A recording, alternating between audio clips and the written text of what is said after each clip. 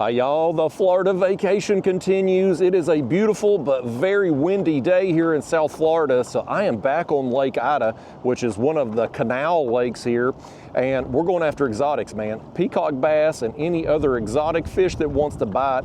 We're gonna hopefully bust them on some artificial. So I've got a sumo spoon tied on and we're gonna work the edge of the lake here, these retaining walls, these docks, and we're just gonna go, man. We're gonna cover a lot of water.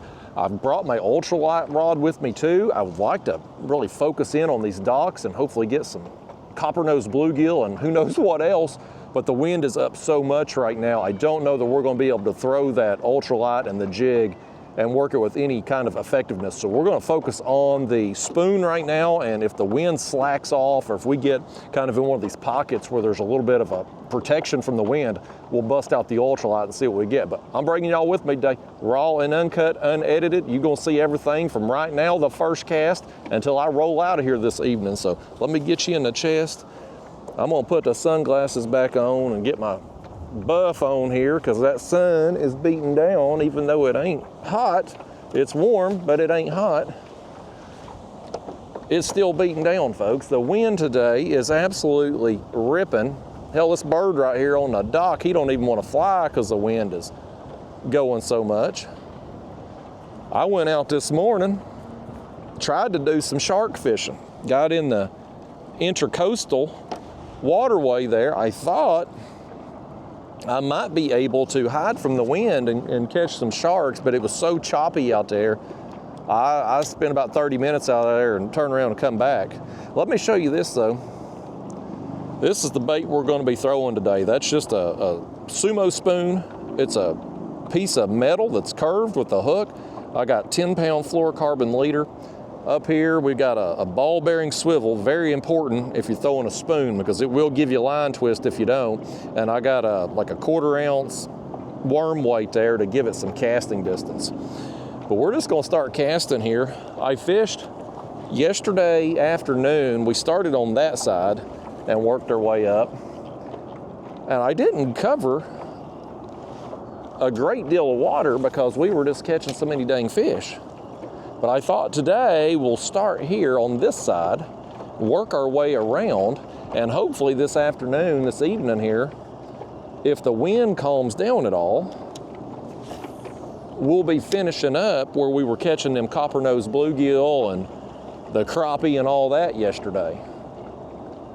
So that's kind of the plan, y'all. I had high hopes today to be able to maybe catch some sharks, but the wind finder says it's 15 to 25 miles an hour. And if you get in these canals and stuff, you can be shielded from it a little bit, but the direction it was blowing in the intercoastal, it's coming across some weeds there. I thought we had a bite. But the direction it was blowing there in the intercoastal, it was blowing right down the channel basically. So it had a ton of water that the wind could hit and it was just super choppy. And I didn't feel comfortable out there. This kayak is new to me, this Hobie Lynx. I don't really have a good way to anchor it. And I was having a hard time. I tried anchoring down, but I was having a hard time keeping set. And I knew if I did hook into a shark or something, it was instantly going to pull me loose. And I had, on the way out there, so I put into this little park. It's kind of in a cove, and then I had to cross over the inlet. And I thought I might could get some wind protection on the other side. Well, I didn't. But anyway, while I was trolling my way out there, or pedaling my way out there, I was trolling the spoon. And I busted a Jack Crevalle, I think they're called. I don't know what the hell they're called. Anyway, I got him in the cooler. He was a smaller one. Damn good time though. Hard fighting fish. And so I put him in the cooler. So whenever I get down to the Keys, I'm at least going to be starting off with some bait. I kept some bluegill yesterday. We got some kind of exotic fish that I'm not entirely certain what it is. I think it might be a tilapia, but I'm not sure. But anyway, I put him in the cooler too. So we've got some bait in the cooler to get started with when I get down there. Now my plan is to drive down tomorrow. My girlfriend's coming in. Her flight's supposed to land at 11 a.m. tomorrow. Picking her up at the airport, and then we're going to go on down to the Keys. Now we can't check in to where we're going until 4 o'clock. But we're going to go ahead and head on down. And if our place isn't ready there, if it ain't cleaned where we can check in early, because I mean, her flight gets in at 11, let's be real, she ain't getting off the plane at 11, you never do. It takes a while for them to get you to the runway and everybody offload the plane and make their way out and all that. So probably be 12 o'clock before we get out the airport, and then we got a drive to get down to the Keys. So hopefully be down there around 2-ish to where we're staying. If the place ain't ready for us, if it ain't cleaned and ready for us to check in, my girlfriend's just gonna hang out there on the beach, and I'm gonna go ahead and probably start trying to fish. The wind is supposed to be significantly better tomorrow afternoon. It's looking like it's gonna be up in the morning, but the afternoon it's supposed to slack off. And so we get down there, if everything looks good, I may just go ahead and try to get on out. We'll see. We'll see how it goes. Oh, I think I had something nip me right there, or else I come across some weeds one. Yesterday, I got 2 pretty good peacock bass on the spoon and some other smaller ones. Now, I didn't spend a great deal of time throwing it. Oh. I had something else hit me right there, unless I've just come across something and it feels like a fish. But I didn't spend a great deal of time throwing this spoon yesterday because we were doing so well on the ultralight, just getting so many dang fish. And the wind was up yesterday, but the direction it was blowing, it was more suitable for fishing this area. So I pretty much stuck with the ultralight, but the last, 30 minutes, an hour of the trip, I really kind of focused on this spoon a little bit on my way back to the car and busted a couple more peacocks. And one of them there was pretty good, and I'd got there one earlier on the spoon. So I was kind of thinking to myself yesterday, I was like, I'd like to come out here and put some time into this spoon and just make my way around and see what would happen. Like, how many fish could I catch with this thing if you just put some time into it? And with the wind being up today and me kind of just getting blown off down there in the intercoastal, I'm like, let's just come out here this afternoon and make this work, because it really don't matter that the wind is cranking.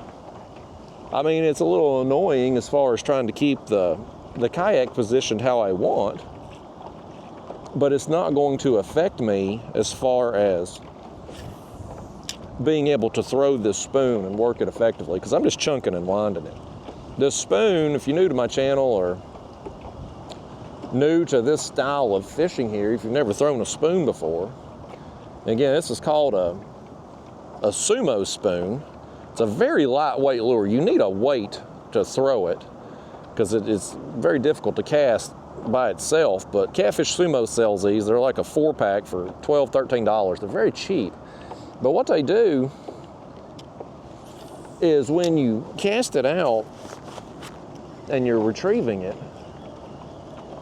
it spins in the water and it creates a lot of vibration and a lot of flash. And it looks like a bait fish that's been separated from its school and it's on the run. And when them bait fish get separated from their school, that's when they're vulnerable. That's when they're vulnerable for predators to attack. And so that's what we're trying to represent with this. The vibration and flash will get attention from a pretty good distance away if you're in clearer water Now the water out here, it's kind of, you can see, and it's a dirty color. Well, that wind has hit us from the back. Look how fast it's pushing us along down through here. We may have to turn around and kind of pedal into it just to control our speed, or we ain't gonna be able to hardly cast. One thing about this Hobie Lynx, and I learned this today when I was out there in the intercoastal, it is a, well, I already knew, you know, it's very maneuverable on the water. It's very, you can turn this thing on a dime. But the drawback of that, to have that maneuverability and to be as lightweight as it is, you're going to get blown around in the wind. And out there in them choppy conditions in the intercoastal, man, I was soaking wet just because it takes a lot of water over the bow because it sets so low on the water. So, I mean, it was just, I was drenched. But, oh, I was in some weeds right there. I thought I had us something good. It stuck there for a second. I thought we had us something. I'm gonna set the hook on a bunch of weeds today.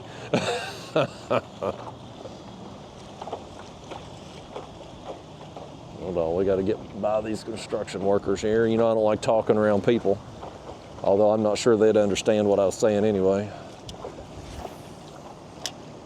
I don't know what percentage of people here in South Florida speak English, but I'm guessing it's probably around half or less. You know, I mean, last night I went to Walmart, and I don't know what Walmart I went to, but I had to go through metal detectors to get in. And I bet I was probably the only English-speaking person there. It was a pretty rough Walmart. I went in there, though. I lost my camera mount yesterday. I tried fishing the Everglades yesterday morning before coming here to Lake Ida, and I didn't do any good fishing, and I also apparently left my camera mount there. And so I was going to try to jimmy rig something together last night, which I have done, but I went to Walmart first because I was looking for a monopod or a selfie stick with a female thread on the bottom. And of course, Walmart, in typical fashion, they never have what you need. So I ended up having to go to Best Buy, and I found a selfie stick with that female thread on the end, and then I went to Home Depot and I got a piece of PVC and got some zip ties, and I have jimmy rigged me a camera mount. It ain't pretty, but it is functional. It will get the job done. We will be able to get some pictures of our catch today when we catch it. And good news, folks, I know right now we started out, we've made 20 casts or more here and ain't got a bite yet. But if you're seeing this, we got on them. Somewhere, somehow down through here, we got on some fish. So stick with me, it's coming. But this Lake Ida, it's beautiful. I love coming here. There's such a diversity of fish between the bluegill, which are giant here, and they're mostly copper-nosed bluegill in here.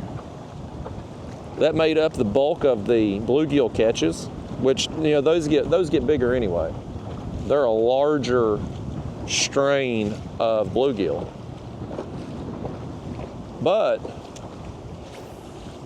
I caught a couple northern strain bluegill yesterday too that were also huge. I mean, everything gets bigger down here. I guess the growing season's longer. That's the only thing I can figure for these bluegill. Boy, with the direction the wind's blowing, we may have to go across over there to the other side, folks. I'm really getting pounded right here. We may just have to make a run over there. I was wanting to work this side and work us back to where we started yesterday. But the wind is blowing this direction, and it's so choppy right here because it's pounding this, pushing the water against this retaining wall and kind of pounding it. It may be easier for us to go over there. Well, let me say, it might be easier for me. I don't know if it's gonna make a bit of difference to you or not. Let's do that. Y'all come trolling with me a second here. Let's do this. I'm gonna throw this spoon out behind us and we'll troll it behind us. We'll work a little closer over here to these docks and this retaining wall on this side as we go back. We're just gonna have a hard time with the wind blowing over here. We're gonna have to hide it today, hide from it. With this kayak getting blown around so easy, and I'll be honest with you, when the wind's blowing as hard as it is today, it's hard to do any kind of kayak fishing effectively. I'm honestly probably better off in this kayak than my other pedal kayak because the other one, it doesn't have the turning, it doesn't turn as fast. So the wind will push it sideways and you just have a hard time getting spun back around because it makes such wider turns. So we'll just troll this rod over here by these docks. Hopefully we get over there along that other bank, we're going to be shielded. I don't think we're going to be able to, I brought that ultralight, I don't think we're going to be able to throw it today. It's just going to be impossible to feel a bite with the wind blowing like it is. We'll have a bow in the line. But the good news is with this spoon, we're not going to have any issues. And when they hit this spoon, they nail it. Like they just, all them fish yesterday that we got on the spoon just destroyed it. So we'll get over here and see how it is. The good thing about these canals is you can usually find somewhere to hide. Get out in the, nobody's getting out in the ocean today. I thought the Intracoastal might be okay.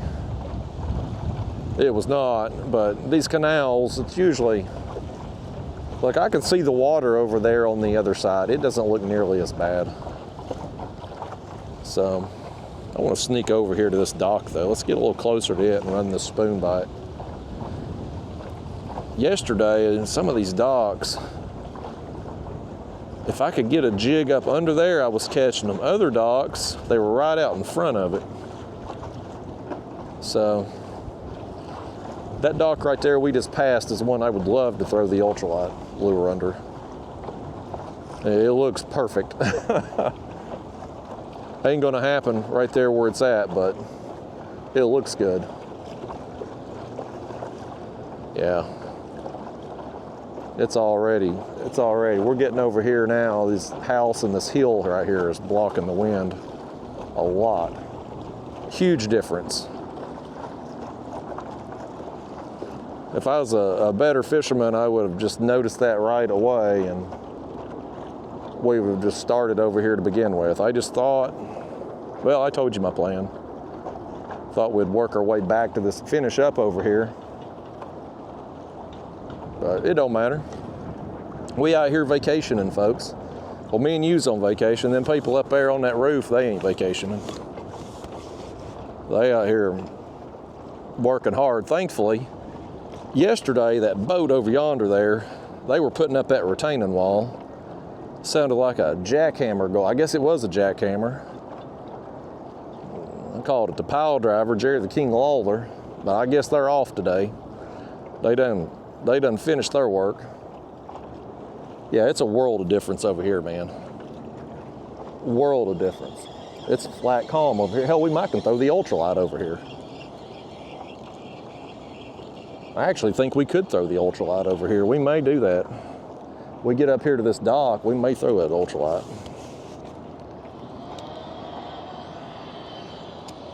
We'll make a few casts right here though with the spoon before we get to it.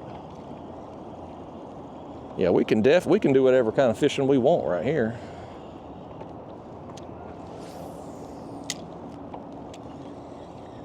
flat calm. What a difference 100 yards makes.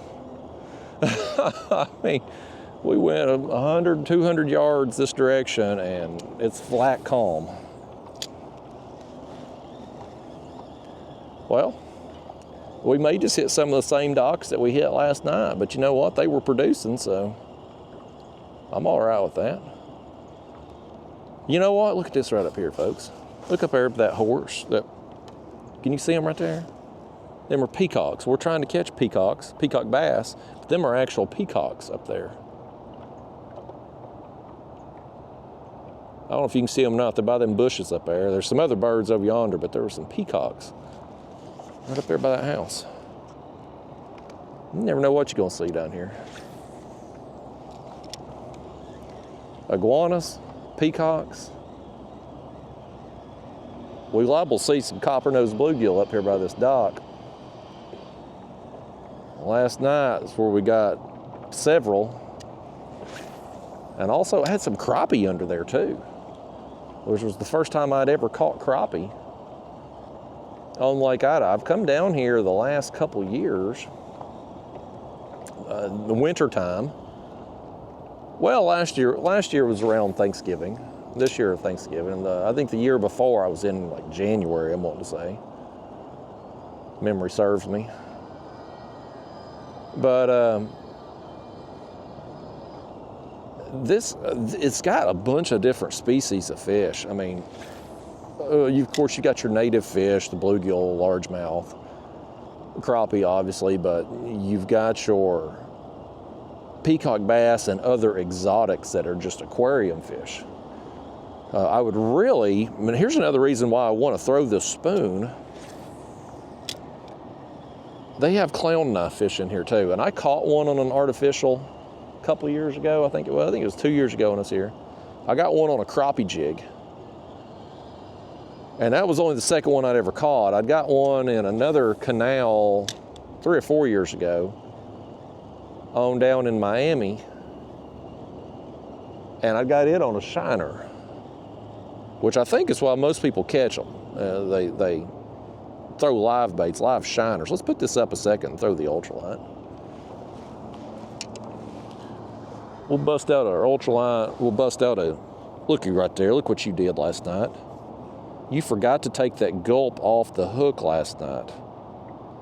When we were done fishing, you forgot to do it. And boy, that thing is on there hard as a rock right now. When them things dry, they set up like concrete. Lord. Folks, we're going to be an hour into this video before we get a fish if y'all don't get it together. I can't take y'all on vacation or anywhere. There we go. All right, let's put on a gulp real fast before this wind changes directions. We'll take advantage of how it's calm over here. See what we can get up under this dock, see if they're still there. We sore-lipped several of them up under there last night, but I bet you there's some more that are wishing that they didn't miss out on the opportunity. So this is like a encore performance here. Run this jig through. This is a 1/64 ounce jig, number 8 size hook, and I'm just gonna run it through the back of that gulp minnow. It's a 1-inch gulp minnow, smelt color, kind of a gray and white, 2-pound test line on my ultralight rod. Now let's sneak over here to this dock and cast it up under there. I remember this dock last night. This one, we had to get the jig up under it. And when we got it up under there, we were getting bit. Like I said, some of them docks last night, they had fish under them, and some of them, they had to be casting out in front of it a little bit. It don't matter to me exactly where they're at as long as they're still there and willing to bite. We'll figure it out. We'll figure out where they're at. All right. Let that thing just sink down. I'll reel it back to us. This right here is, I love doing this. this jig fishing with the ultralight, man, I can do this just about anywhere and have a reasonable expectation of catching fish, and lots of them. I was saying yesterday on that video, this technique, it travels well. You can go anywhere and do it, and of course here comes the wind. We just get this jig on there, and the wind's gonna blow 100 miles an hour. We'll see if we can cozy up to the side of this dock and cast up under it that way. Old Mother Nature don't really want me or anybody else fishing today. She's got it in for us. You know who I blame is that damn cat at my house. Ever since I got that black cat, I adopted my neighbor's cat.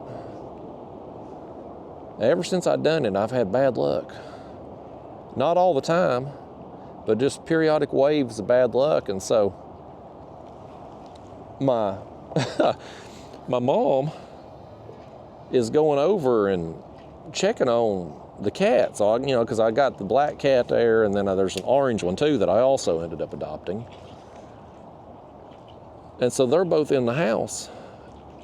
And so my mom's going over there and checking on them. Well, today the black one ran out, took off to the neighbor's house, its old home, as soon as my mom opened the door. So she's out there having to track down the dang cat.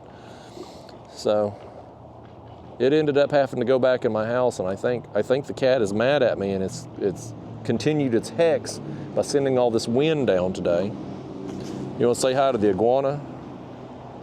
Look at that iguana right there, man. He's just sitting right there on that patio. He's just looking at us. I'm gonna try to. Last night we were fishing out the edge of this dock. We didn't try back up in there under it, closer to shore. We got something too. Hey, fish number one. Maybe they move further back. Oh, that's a copper nose. Look at iguana. He's took off, buddy. He's bobbing his head. He's bobbing and weaving. Mike Tyson wishes he could still bob and weave like that iguana. All right, man. Copper nose bluegill number one, folks. Let me just throw him on the board for duties and giggles here. I bet you he's 8 inches. We got some way bigger than this last night, but this is a good fish nonetheless. Yeah, he's about 8 3/4 inches long. Not as thick as some of the others that we got last night, but I mean, that's a solid fish nonetheless. What'd y'all do with my towel here? Here it is. Grab my hands off here, and we're gonna just, well, we've blown right up on this dock here. Let me just spin us back around the front here. The wind, I think, has died down for a second, so we'll make another cast or two right up under here on the edge. This is where we were getting them at last night. And then when the wind gusts again and takes us backwards, we'll hit over there where we just got that one. We'll just, if the wind wants to play games, we'll play our own game. We'll ring around the rosy here. We'll make it work. Got one. Got one. I don't know what this is. Is that a bluegill? It is. Boy, look at this, folks. Is that a northern strain? Is that a northern strain? It is. My gosh, look at the size of that. He's like a daggone saucer. I mean, he's like a little plate. He's almost round. He's 8 3/4 inches long. But I want you to, hold still. Lay there. Here, I'll hold you up like this. You're going to lay there if you want to or not. Let me look at you like that. Look how round he is, man. That is freaking awesome. I think that's a northern. It may be copper nose. It don't have the purple, and I think that's a northern strain. Either way, hey, folks, that one's fist pump worthy is what he is, because he's awesome. 8 3/4 and damn near circular. Let me throw back over there in front of that dock. I'm just gonna let it sink down a good ways. I'm so torn, folks. I want to throw this spoon and really log some time to try to get us some peacocks, but man, you know I love me some ultralight fishing, and when you can get bluegill like that, plus have a chance, every time you cast at one of these docks, you got a chance at peacocks and cichlids and, you know, other exotic species. We don't even know what the hell they are. Like, it's hard. I'm so torn. I want to do it all. I need to clone myself so I can do both at the same time. If y'all's a fishing partner worth a damn, you'd come out here right now with me and help me catch all these fish. I can't get you to lift a finger around here. What I really need, y'all steering the kayak while I'm trying to fish. That way y'all can fight the wind and I'll fight the fish. That'd be a good team right there. Teamwork makes the dream work, folks. Y'all fight the wind, I'll fight the fish. What a brilliant idea. That may be the best idea I've ever had. I guarantee you that's a better idea than any of them birds over there's ever had. They got bird brain. That's what they got. I do want to go back there and make some more casts on the back of that dock, though. With us getting that other bluegill back there, there's probably some more, but we know there's a couple, at least a couple out here still on the, oh, well, hell, I had my damn jig up there on the dock. Whew, boy, I'm in bad shape today, folks. I'd cast up there on that dock and didn't even realize it. You can catch fish a lot of ways, but you ain't gonna catch them out of the water usually. Nope, something hit me.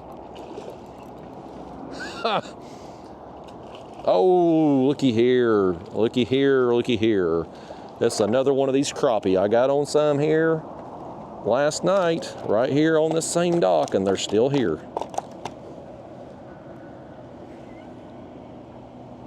Oh, paper mouth. Oh, crappie. There we go. We'll throw him on the board and see. I don't know. I never did look up to see what the keeper size crappie in Florida is, but he's 11 inches, so I would have bet he's probably a keeper size. If you put that tail down. Yeah, just a hair over 11 inches, so. That's a nice fish, man. Nice crappie. There's a little bit of everything up under this. I don't know what it is about this particular dock, but it's 2 days in a row now. There's been a lot of different species here.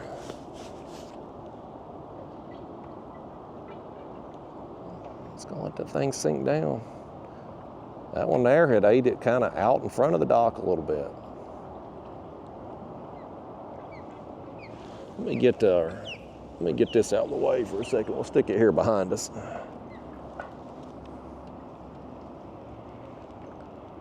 Got to get a little bit creative here. This kayak don't have one of the drawbacks of the kayak.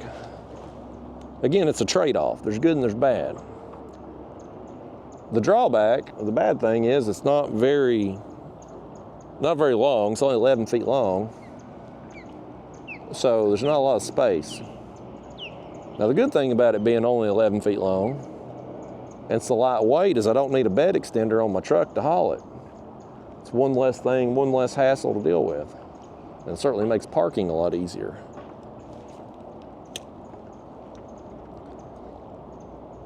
Even at some of these stores, like Walmart and Best Buy and stuff, they don't have pull-through spaces. Like you would think, being in Florida, man, if I had a store, I mean, if you're in like a little strip mall, you can't control if you're just a store, a business moving in. But if you're Walmart and you're buying a piece of property and you're building your super center, which ain't nothing super about a Walmart super center, I'll tell you that. But if you're doing that, why don't you make pull-through spaces? Because you know damn well you're in Florida and a lot of people are coming here specifically to fish. So they're going to have boat trailers, kayak trailers, jet ski trailers. There's going to be a bunch of trailers coming into your parking lot and you've got nowhere to accommodate them. I don't know why a business wouldn't have pull-through spaces. I don't understand the benefit of the little, because they've got the option of pull-through spaces. They just can't because they've got them concrete curbs in between them. You know, the only thing I can figure is whoever the contractor was that built the parking lot, they probably was able to charge them a little extra for them concrete curbs. That's the only reason I can think of for him to do it. That was a good cast right there. If there's a fish back there, he's going to get it. We got that one up under there perfectly.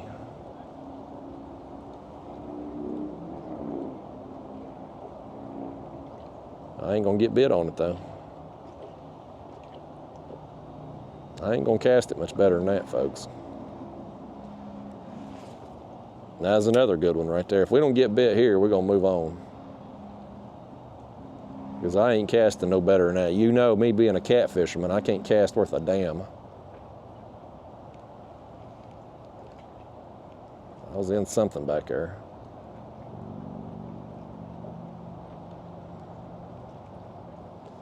Well, I done messed up the jig now. Let me fix this. I done messed it up. I flip it upside down. I'm gonna go to a Bass Pro tonight if I can find one. I need to get a rod for trolling barracuda tubes. I'd like to have a spinning rod, a little bit heavier action spinning rod. And while I'm there, I gotta buy me another container of Gulp if they have them. I should have checked where I was at on my supply. I've got a bunch at home, but I didn't refill my cup. I didn't check to see where I was at on my supply before I come down here, so running a little low. We'll get through today, no problem, but in the event that I end up using them, I probably won't be using them down in the Keys at all, but on my way back, I may stop off either here or maybe hit the Everglades again on my way back home next week.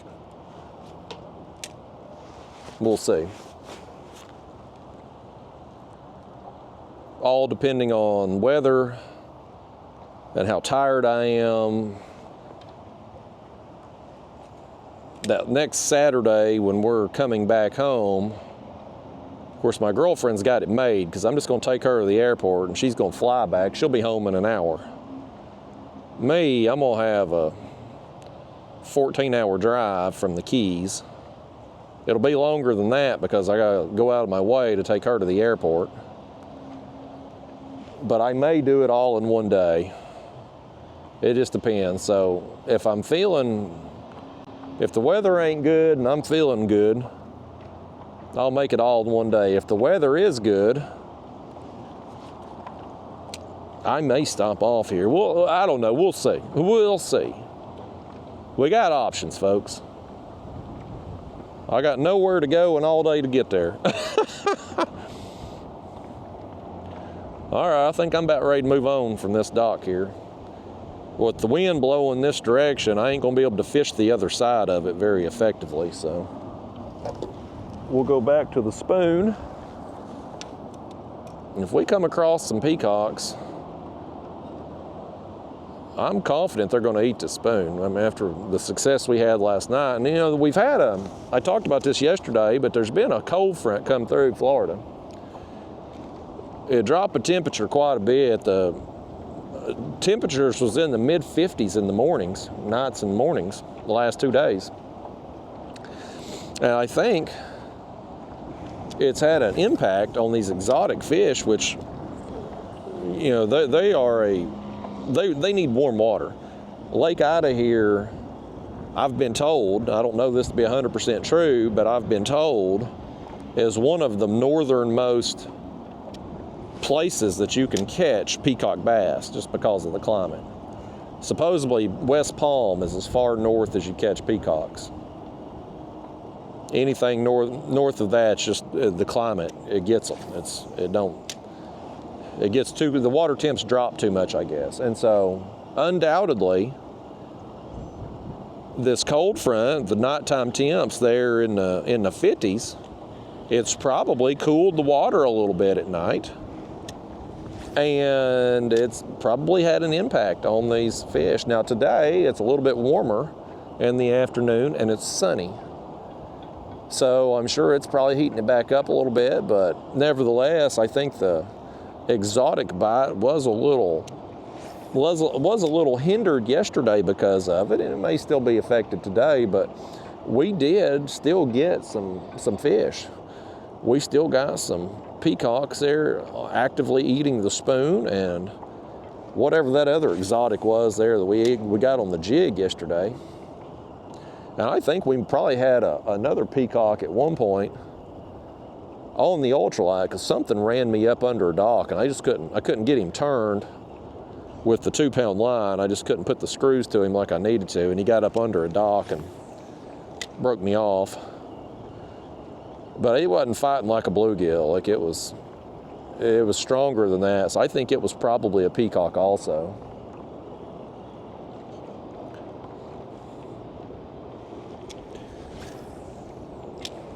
But I would love, I'd love to do this, but I'd like to do it on a day where the weather's more suitable,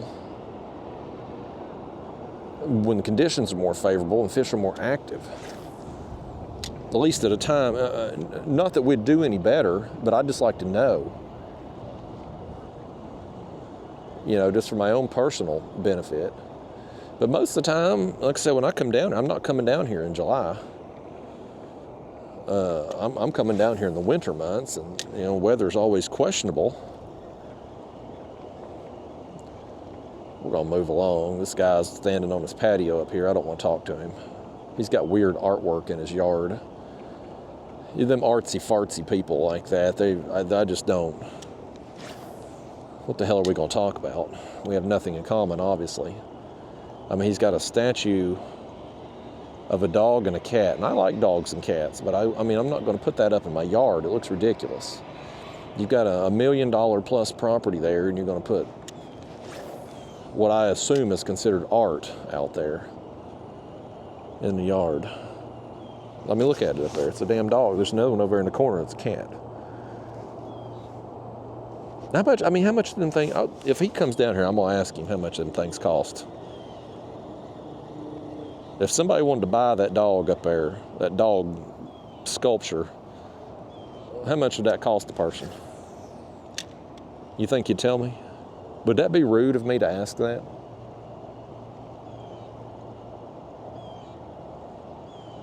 If he says anything, I'm going to ask him.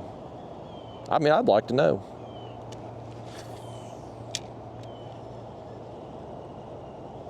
Memory serves me, I think we got some by this dock with the ultralight last night too, but if I fish here too much, we're going to have awkward conversation. And as much as I'd like to know how much that dog sculpture up there costs, I think I'll just move along. We'll keep going. As long as we're on this side here, we seem to be fairly shielded from the wind. Occasionally it'll gust a different direction and hit us, but I mean, for the most part, we're kind of shielded here. There's another iguana over there on the grass. Daggone things are everywhere out here.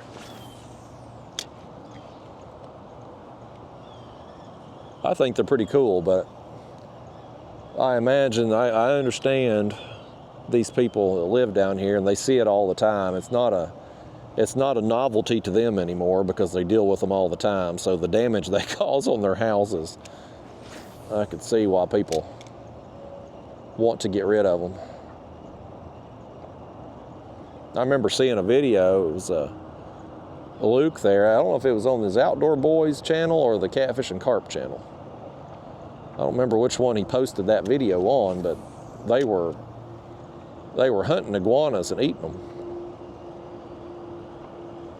I don't know how many people eat iguanas, but I mean, it's probably like everything else. It probably tastes like chicken.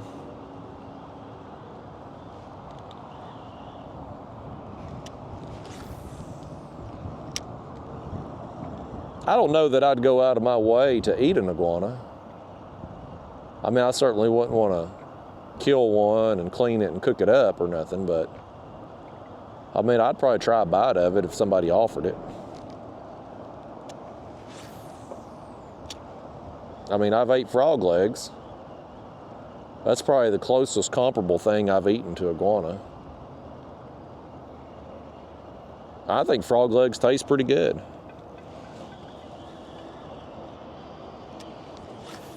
I'm always a little concerned. The only place to get frog legs back home is at the China King buffet. And you know the China King buffet back home, like they're getting the cheapest materials possible. And their health score, they had a 70 not too long ago. Like they were on the news because they got hit with a 70 score because the kitchen area was apparently nasty, and there was, oh, something followed it up. Did you see that? Something followed it up right there. He followed it all the way up and he turned. I got hit last night right in here, but I didn't catch it. The first peacock, I think it was a peacock, he hit it. The lure was almost back to me, and I saw him come for it, and I jerked it out of his mouth because I got excited. But it was right in here.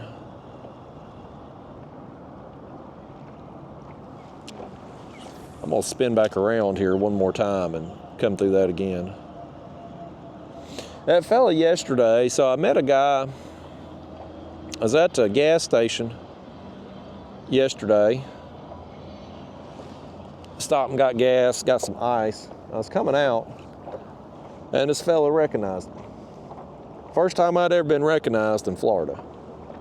I get recognized at home quite a bit from YouTube, you know, Tennessee, Kentucky, Ohio, the Carolinas. Like if I travel in the Southeast and I go into a store or a gas station or something, there's a fair chance somebody's gonna spot me. Or at a boat ramp, places like that. And I've kind of gotten used to that. But that's catfish country. Down here in Florida, ain't nobody fishes for catfish because they got some channel cats in places, but this South Florida area, there's not blue cats, there's not flatheads. South Florida is just,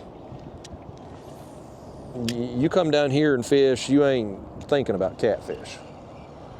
So I don't expect anybody to see me or notice me, but this guy, man, he recognized me. He said that he don't watch my channels per se, or my videos per se, but he says I'm on his TV. He'll wake up and my channel will be on. So he goes to bed with YouTube at night or something, and I guess my videos played at one point in time, and he was probably asleep, and so it just, YouTube thinks, oh, well, you watched it, let's play another one. And anyway, he wakes up to me sometimes, and he recognized me. And so he offered to take me out. He's a guide down in the Keys, and he fishes out of Islamorada, which is where I'm going to be staying at in the Keys. I'll be fishing all over down there, but I'll be actually physically staying in Islamorada, so it's very convenient. Anyway, he offered to take me out. And so I messaged him last night, and I think we're going to try to go either Monday, Tuesday, or Wednesday. My girlfriend's got plans for me Sunday and Thursday, so Monday, Tuesday, Wednesday, weather permitting, wind and all that, I think we're going to try to go out. But anyway, we're there at the gas station talking and stuff. And we got to talking about peacock bass because I was on my way. I'd left the Everglades and I was coming up here yesterday to fish the afternoon. I hadn't done any good down there in the Everglades. He gave me some lures. They're in my tackle box here behind the seat. Said he had done real good on the peacocks with them. They're shrimp lures, imitation shrimp, voodoo shrimp, I think they are. I ain't tried them yet. He did, like I said, he gave them to me yesterday. That's nice of him to do that. But with the wind like it is, I don't want to be trying to throw no jig. Because it's going to be hard. It's going to be hard to feel a bite. It ain't going to be no different with that than it will be the ultralight when we're throwing it and trying to feel a bite with a big bow on our line. So I'd rather stick with the spoon right now. I went back through this area again and we had that one fish follow it. But no takers yet. We had that one bite through here yesterday, which I thought was a peacock bass, but I wasn't 100% sure. So I just saw it come up and I snatched it out of his mouth. But we got our first one landed, and it was a good one. I think it was actually the biggest one of the trip, kind of around this next patch of mangroves over here. So we know there's some potentially some peacocks in this area. It's just a matter of getting them to eat. I'm hoping when we get back here in this other corner, I'm hoping we'll be shielded from the wind because there's another dock back there that we got some fish on last night. My plan today, though, is to fish until dark. Last night, it gets dark early down here. It gets dark early this time of year anyway, even back home. But I guess we're so far east down here that it gets dark a little sooner. So like 6 o'clock, it's dark. But I'm planning on fishing till about 6 to 9. It was probably around 2 o'clock when I got started. I left. I didn't get out super early this morning to go there and fish the intercoastal. I probably got there, I don't know, 9:30 probably. And by the time I wasn't there long. I went out, crossed the inlet to the other side there, realized I wasn't going to be able to fish, turn around, come back, caught that one jack. I wasn't out there too terribly long, but anyway, I left there. And I went and got some lunch at Flanagan's. There's a restaurant called Flanagan's. They got a few locations down here, and it's amazing. We had stopped there. I think I ate there for the first time my sailfish trip. When was my sailfish trip? It was 3 or 4 years ago. But anyway, I'd stopped there at Flanagan's. It was just kind of an impulse thing to eat there because it was close. So we were looking for a place to eat and just pulled in there. And it was amazing. So now every time I come back down here, I stop at Flanagan's at least once and get a burger. And they have what's called a Texas burger. That's the name of it.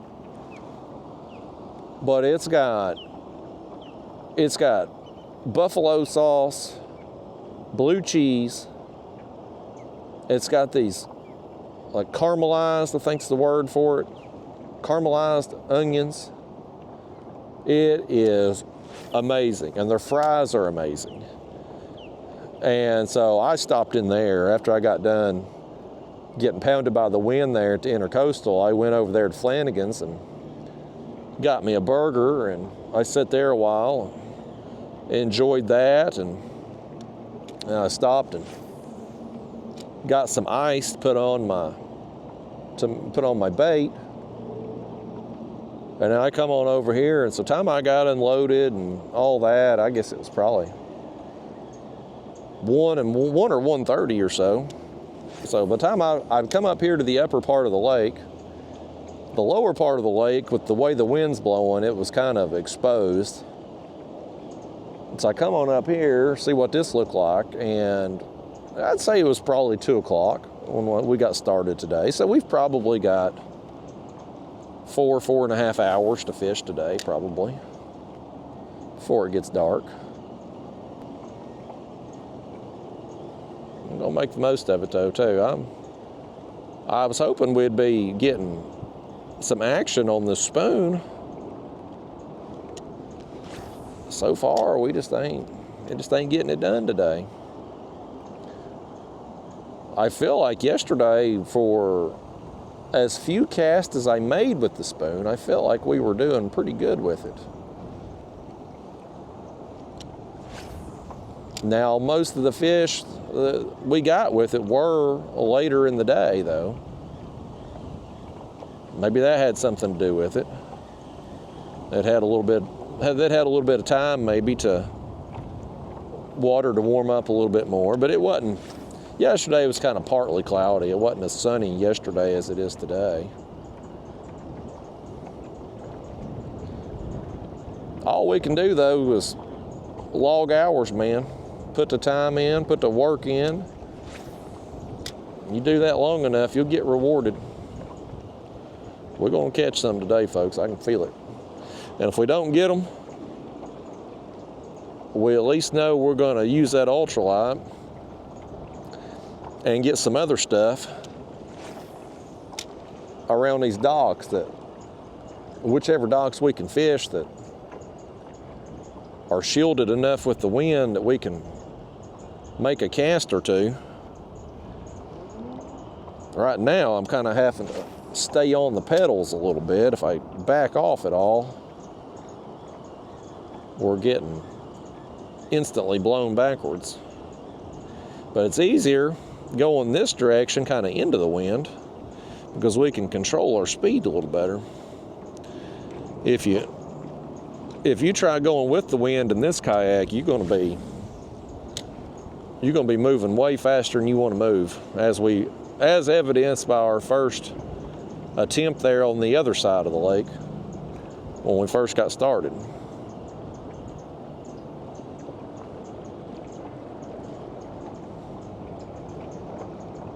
Yeah, right in here is where we busted that peacock yesterday. That was our biggest one. I wanted a picture of that thing. Because, I mean, you go somewhere, you're on vacation, you catch a nice fish. I mean, of course you want a picture of it, right? I don't think I'm crazy for wanting that. But I'd left my mount there in the Everglades. And so I pulled out my cooler from behind my seat, and I set my camera up on the cooler, and I just knew I was going to knock that camera off, or a fish was going to flop or something. Like, it was a big gamble to do that. But on my new camera mount here that it's about as redneck as it gets. Selfie stick, PVC, and zip ties. But we're going to make it work. And I think what I'll probably do is I'll probably go back down there to the Everglades after I pick up my girlfriend from the airport. It's not going to be that far out of the way to go where I was at on our way down. And I'm going to hopefully keep your fingers crossed that mount is still laying there on the side of that canal. I hope nobody, I don't know why anybody would pick it up and take it, but you never know. The other possibility too is that I lost it on the highway. As I think I had it on the floor of my kayak, if I'm remembering correctly. I don't remember it taking it off of my floor of the kayak. Like, I didn't have it set up. And so most likely it fell out when I put the kayak on its side to put the wheels in. That's most likely when I lost it. If it was still in when I put it in my truck, then I've lost it going down the highway. And it's gone forever if that's the case. That's a damn shame too, because I like that camera mount. It was a Scotty panfish mount was what it was called. And they don't make that length of them anymore. So it's not like I can replace it. And I had modified it. I had zip tied another piece of PVC on the top of it, but I liked that mount. It floated. It already had the Scotty base on the bottom, so I could put it on a fish. Oh, I just lost him. I didn't get a good hook set on him. Dang, that was our first solid bite right there for sure. I know that was a fish. That one wasn't weeds.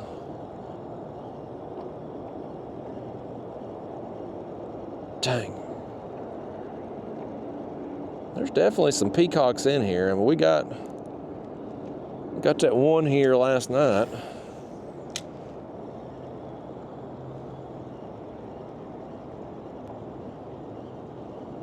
I didn't get a good hook set on him. I botched it.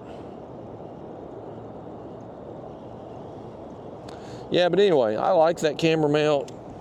I can't buy another one of them because they don't make, I don't know why they stopped making that size. I guess it wasn't a popular size. They still make the shorter ones. They don't make the longer ones. I like the longer ones because it's more, you get a better picture. I don't like the short ones. It's like and even yesterday, setting that camera on the cooler, it's kind of facing upward. So I think the picture kind of gets distorted a little bit. And it wasn't a problem yesterday, but like, if you have a day like today, for instance, where it's real sunny, and you've got that camera pointed at an upward angle, you'll oftentimes get a glare. And so it's better to have it either have your camera chest level or have it up a little higher and then kind of pointed down toward you. You get better pictures and the sun isn't as big an issue.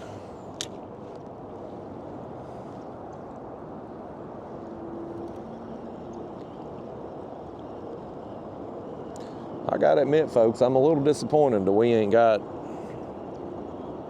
a peacock by now. How far are we into the trip? We're an hour into the trip and we ain't got a single peacock. And we've been throwing this spoon damn near the whole time. I gotta admit, I'm a little disappointed.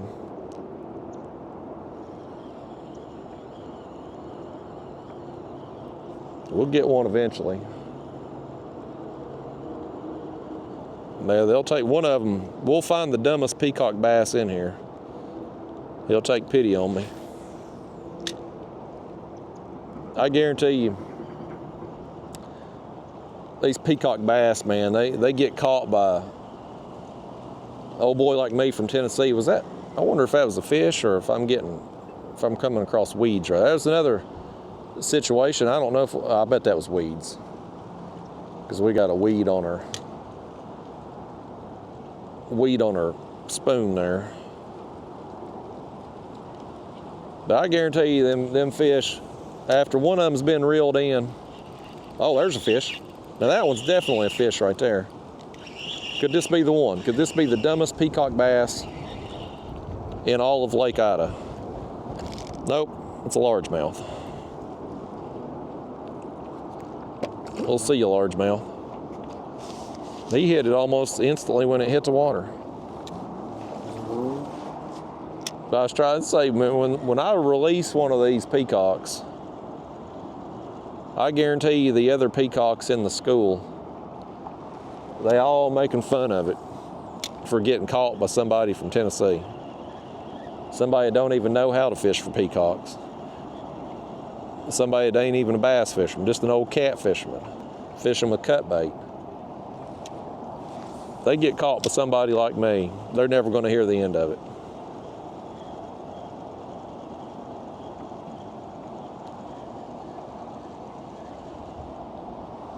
I'll throw over here behind me one more time, and I think I'm going to try to fish this dock over here with the ultralight. The wind's kind of swirling here a little bit, but we're a little bit shielded from it. I'm going to try to get that jig up under there if my gulp ain't completely dried out. This wind and sun will dry it out quick. Oh, we got something else right here though. Is that another largemouth? Another tiny large jaw.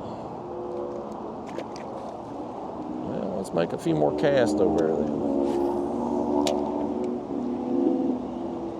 Oh, large jaw. We didn't come all the way to Florida to catch them.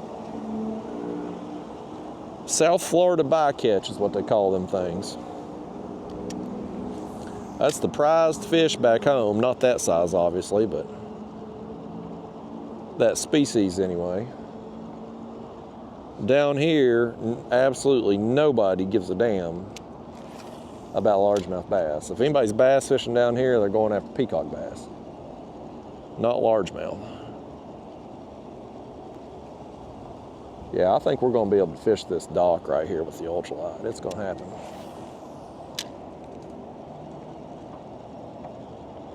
I'm pretty sure we got some fish under this one last night.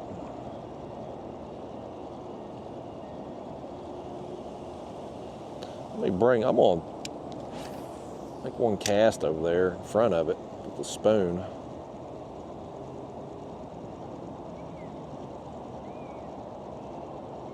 No such luck. All right. Yeah, let's just put this up a second and we'll bust out the jig again and let's see what we can get. Boy, that thing has already started to dry out, man. We're gonna still try to catch a fish with it though. Hopefully it'll expand again here when we get it wet. It don't take long, buddy. It don't take long.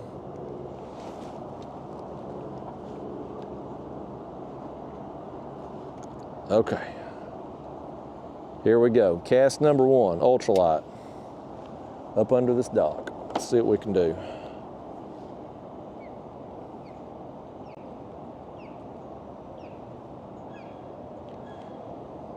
I can't remember. I'm pretty sure we got fish here, but I can't remember if we were getting them up under the dock or if we were getting them in front of it. We'll have to kind of make a few casts, both, get up under there and work it out.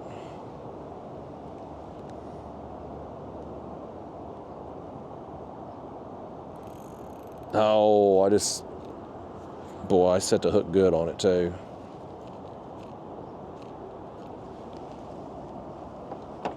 I see something that I'm hung in right here. I'm gonna try to get over to it and get it.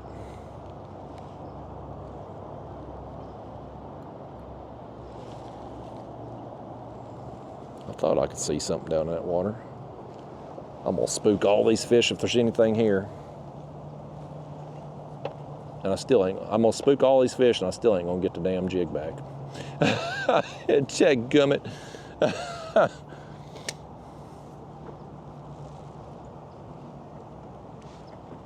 Yep. Spook all them fish for nothing.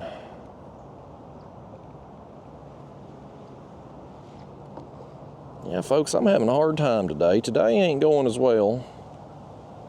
At least ain't started off as well as what yesterday did. Again, I blamed that cat at home. When it run out on my mom when she went over there to try to make sure it had plenty of food and water, and it's so ungrateful. It runs out the door, it takes off to its former home. Hell, that's probably why my neighbor girl moved, probably to get away from that damn thing. Let's see if I can thread this jig. I can't half see it in the light there. That's embarrassing. There we go. The more time I spend with this cat, though, the more I'm thinking my neighbor probably just had to get away from that thing. She was so cursed because of that cat. Honestly, folks, this cat has turned mean. It bit my mom. Now, my mom was messing with it, and it kind of growled and let my mom know it don't like you touching its belly or its back near its tail. Look, it's very sensitive about it. Like it'll let you know it ain't happy. And if you keep on, it's gonna swat you and bite you. And my mom kept on, and by gosh, it let her have it. But it used to be, this time last year, I saw that cat. I was out there chainsawing some trees along my driveway that I shared with that girl. And this cat would come up, and he would just be loving and sweet and purring and be around my feet. He wasn't the least bit scared of the chainsaw, man. He was just the sweetest cat. And so when she was going to move, I was going to try to do something to that cat. She's going to take them all to pound. That's what she said. Of course, she didn't end up taking any of them cats to pound. She just left them all there to starve to death. But I'd made arrangements for that cat to go live with my friend Mark. It was going to be an outdoor cat because he was looking for like a barn cat type thing to keep the mice down around the feed and stuff out there for his animals. And I ended up, I just liked this cat. It was so sweet, and I didn't want to give it up, and so I started bringing it in the house, and slowly but surely got the girlfriend to agree to it. And next thing you know, we got this cat in the house, and it's just a different cat, man. And I'm not 100% convinced that it ain't a different cat, because there were 2 black cats that my neighbor had, and one of them was the sweet one, and the other one I never could do anything with. It didn't like me. And I'm not 100% convinced that this is the same cat that's in my house right now, because this one is totally different. Now, I don't know what happened to the other cats. They've been people down there. My neighbor, she sold the place, one of them real estate cash now type places. And I don't know what they done with them other cats, but I was feeding them, and they just all of a sudden was gone one day. So I'm assuming they got rid of them. We called the pound to see if they'd taken them down there. I don't know what I was going to do with them if the pound had them, but I wanted to know what happened to them. And they wasn't at the pound. And the only other option could have been either they trapped them and they took them off, or they killed them. And you can't ask them because they don't speak no English. The people that's working on that house, they're no habla inglés, so we'll never know what happened to them cats. But anyway, it's possible that the black cat that I really liked, something happened to it, and I've got the wrong black cat in the house now. That's very possible, because it's just a complete change in personality. It's even my girlfriend has questioned, like, is this the same cat? Yeah, it ran out the door and went right down there to the neighbors, and my mom went over there to try to. It's very ungrateful. The other cat, though, the one we're calling Marty, he's a little orange cat. He was about starved, man. When I started feeding him, buddy, he was skin and bones. He's been in a fight at some point because his left ear, it's healed now, but looked like it had been about ripped off at some point. He had a limp, which has gotten better. He was in bad shape, but we've rehabbed him.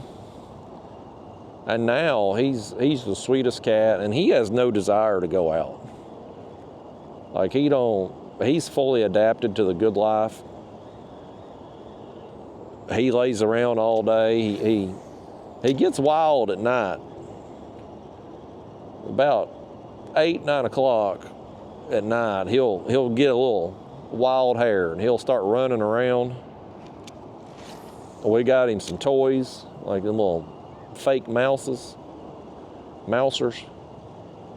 fake mice, whatever I'm trying to say.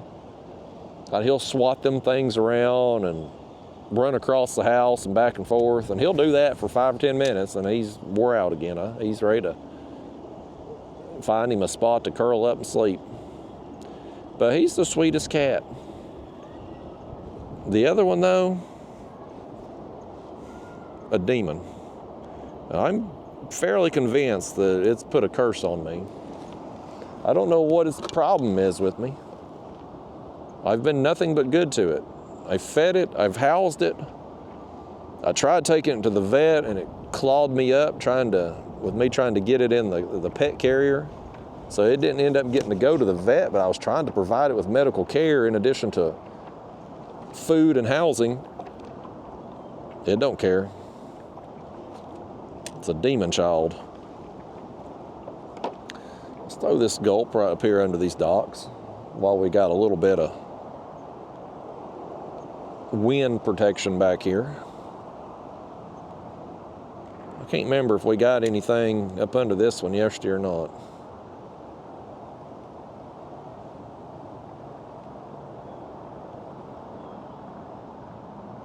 Without having a graph, I don't know how deep any of these docks are. It really don't matter. We're going to be fishing kind of in the upper part of the water column anyway. We're going to be fishing. I'm going to let that thing sink down at most, probably 6 or 8 feet at the most. If I'm fishing, well, it ain't so much about fishing deeper than that. Like if I'm wanting to fish deeper than that, I usually will go to a little bit heavier jig head. This is a 1/64 ounce. I'll go up to like a 1/32 if I know I've got to work down significantly deeper than 6 or 8 feet. But yesterday we just wasn't having to let it sink that far to get bit. We'll just work it around here at these docks in the corner here. We're in a good spot right here to be able to fish with this bait. I don't know as far as with the direction the wind's blowing. Sometimes you get the wind blowing one direction for a while. It can kind of stack up the bait. You know, it'll blow the food source, the plankton. It'll move it to one side of the lake and the bait fish will follow, and then the predator fish will follow that. So that can certainly happen, but I just don't have a desire to be fighting that wind nonstop. Especially when we're trying to film a video here too, in addition to just fishing. It is hard to get good audio when you're fishing in a stiff wind. Even if you do have a fancy pants microphone on like I do today, that wind blowing nonstop will just blow right into that thing. And any of y'all out there fishing with me today, if you got your earbuds in, it makes for a hard time. It's not so bad on like TV if you're watching it on that, but if you're trying to use earbuds, if you're at work or something and got your earbuds, headphones on, something like that, it about blow out your eardrums, the wind going.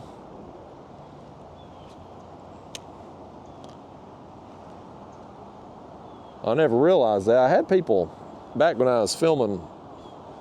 I filmed with a Sony camera for a long time. Didn't have external mic or nothing, just old Sony action camera. And it served its purpose well. I mean, for a long time, I got by with them cameras. But I'd occasionally have people tell me my audio was terrible. And I'd be listening to it on the computer there when I'd get done with the video, and I'm like, man, this sounds fine. What are they talking about? And finally, one day, I was watching somebody else's video. I think I was at an airport, maybe. And I had earphones in. And that's when I realized what the wind noise was like when you got the earbuds in. And I was like, oh, that's what people are talking about. Now, I wasn't watching my video, I was watching somebody else's there, but they had wind noise, and they were using like the regular stock mic of whatever action camera they were using. I'm like, oh, okay, that's when the light bulb went off for me. I'm like, that's what people are talking about.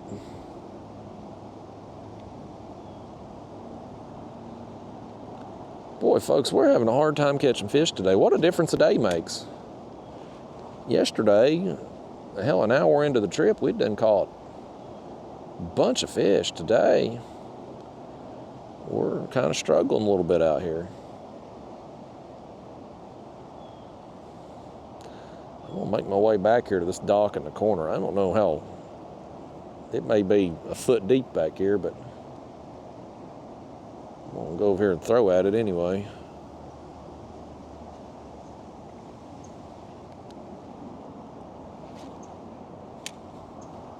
Yesterday, I brought topwater plugs. Well, I brought a few of them with me, but whopper ploppers, because I thought, get around sunset, I'd switch over and throw topwater. But I never really did. Well, I'll take that back. Yesterday around sunset, I saw one fish busting along that retaining wall over yonder. But that was really the only surface activity I saw. So I just kept with the spoon in between the docks, because I figured if a fish is active enough, he's going to come up, eat topwater. He's going to be active enough to chase down that spoon too. Here's fish. I don't know what this, oh, well, we'll never know what he is. So he just come off. We're still cursed here, folks. That sink down a little further.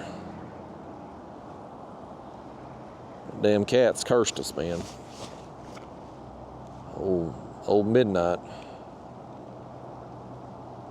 I wonder if it has something to do with his name. My girlfriend named it. I wonder if it don't want to be called Midnight. Maybe it wants to be called something else. Maybe it's got a different name. It's like, you call me the wrong name, I'll show you. And it keeps putting this curse on us. I mean, yesterday was a pretty lucky day for me. We got all them fish.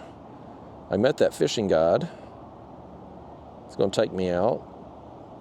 But I did lose my camera mount. And I did get completely skunked down there in the Everglades in my morning session. So it wasn't all good yesterday. And I got to blame the cat for that. It can't be my lack of fishing skills that prevented me from catching a fish down there. And it can't be my clumsiness and forgetfulness that caused me to leave my camera mount on the ground down there beside that canal. It can't possibly be me. It's got to be the cat. All right, let's turn and fish this other dock here before we move along. I'd like to have known what that other fish that we just hooked into was. If it was a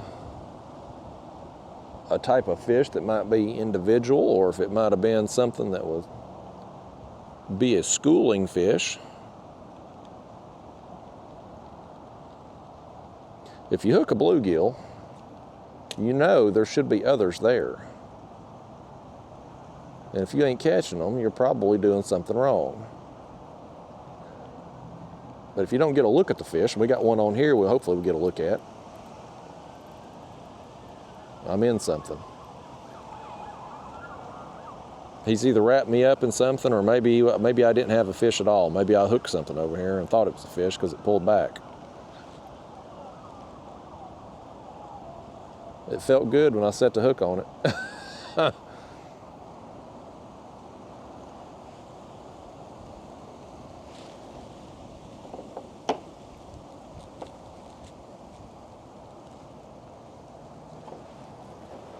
Push off this dock right here. Lord help us, folks. Well, if it was a fish, he's wrapped me up in something. What have I got? I'm pulling it up, whatever. No, it's a rope. That's a damn rope. Let's see if I can get this back. I bet it was the rope I hooked into. I thought it was a fish. I set the hook on it good, too. I pulled on it, it pulled back.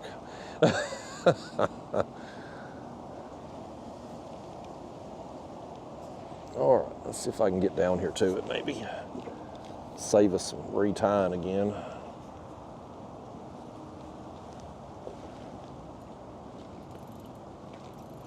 No, I ain't getting it back.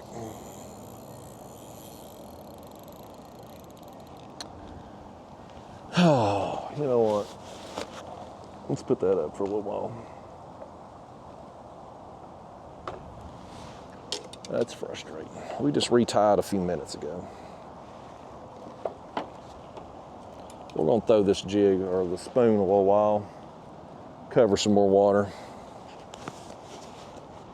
We'll give it a little time before we retie. I love ultralight fishing, but boy, if I have to retie, you know, that's part of the game, losing jigs when you're casting around docks and brush piles, overhanging trees. Like, you're gonna lose some jigs. It happens.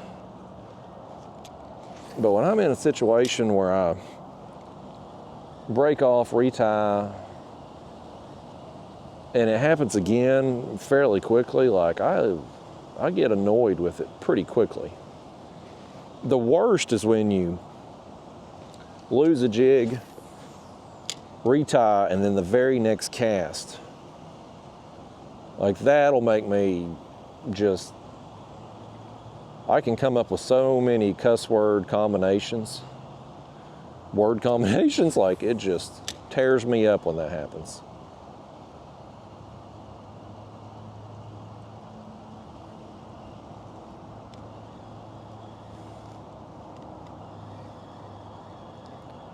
We'll work around through here. We're going to be, once we go around the corner here, I think we're going to be exposed to the wind again anyway, so we'll get back on the spoon. I really want to, I feel like, you know, and of course it could have been just time of day yesterday too, but I feel like where we were ending up at yesterday, we were getting more action on the spoon. Now granted, again, it could have been time of day, but it also could have been the fact that maybe there's just more peacocks over there in that area. I guess we'll find out when we go over there now, and they either are there or they ain't.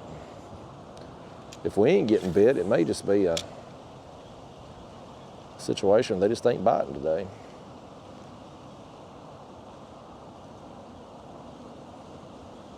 Well, them some big old coconuts up there. Look at this coconut tree right here, folks. Look down.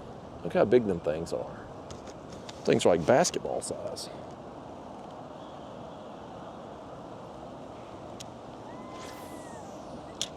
I wonder if them's like real coconuts that you can eat, or if they're just like a decorative. Yeah, it's like some banana plants. There's all kinds of banana trees, but there's only a handful of them that you can eat. Might be something like that with them coconuts. You know, here's another thing. This just popped in my mind when I said bananas. Have you noticed that bananas are the one product on the face of the earth that hasn't gone up in price. Like, you can buy a pound of bananas for like 40, 50 cents. I mean, that's a hell of a deal for fruit. Everything else has went up, I mean, just something crazy. I bought some apples recently. And I don't even know what they were per pound. I wasn't really paying attention. I was just going to get 4 or 5 apples, you know, get a week's worth. I'd been in the mood. Yeah, the cash rate was like $12. It's like $12 on apples. I was like, why is my bill so high? I'm looking at the receipt. $12 on apples. They were just outrageously priced. But you get a clump of bananas, whatever you call them, a bunch, a clump. Well, he did it. He got a goal. Y'all cheer him on up there. He got a goal. Now he's whooping the fire out of that other one. You know, tell him congratulations. Let's send him a self high five up there, DDP style. But yeah, you get a clump of bananas, 6 of them or whatever. I normally get 5 or 6, whatever's in a bunch. It'd be like $1. Apples, get you 4 or 5 apples, $12. You think they got any apples or bananas in their house up there? They probably get the prepackaged kind in the cans. I like my fruit fresh. I don't want fruit that's been in high fructose corn syrup in a can. He's like, that kid, he's like, I'm gonna score a goal now. I'm just gonna tear the goal up.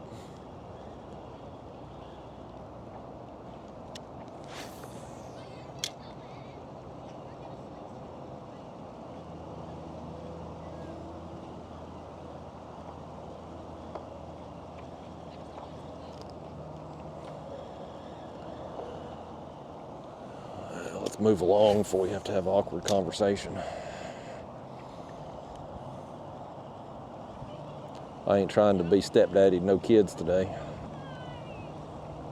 That woman up there gets a look at me and fishing and stuff. She'll probably be super attractive.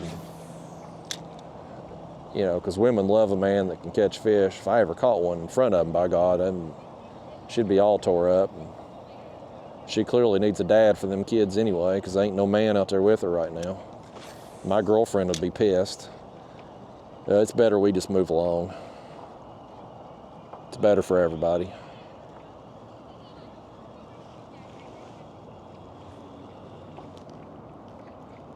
I bet she won that house in a divorce.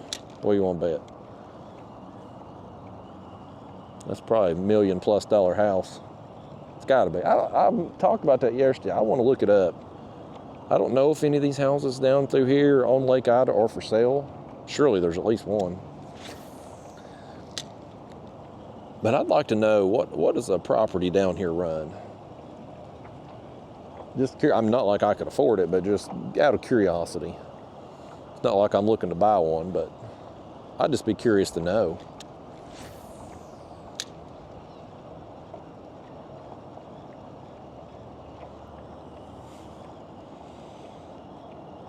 There's somebody outside here. I don't see them, but I smell them.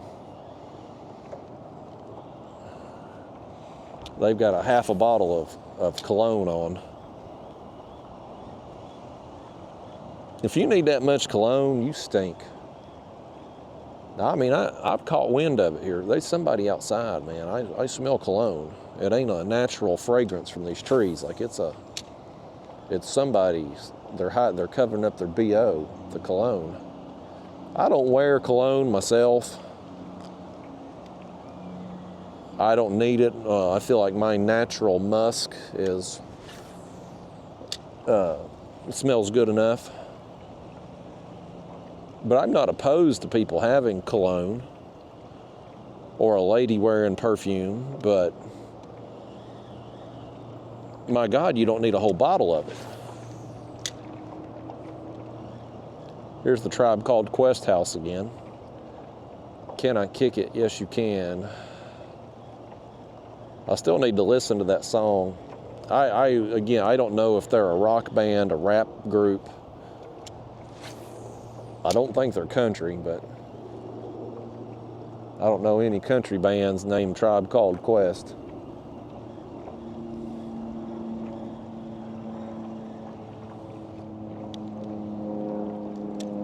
Boy, places like this, though, these retaining walls, and you got these, well, of course, that one there, the retaining walls kind of give way. They're going to have to write a new hit song so they can get that paid for. But places like this, these retaining walls, and these little short docks that come off of, man, it just looks like the type of place that I should be busting some fish through here. It just kind of looks like the type of place that I should.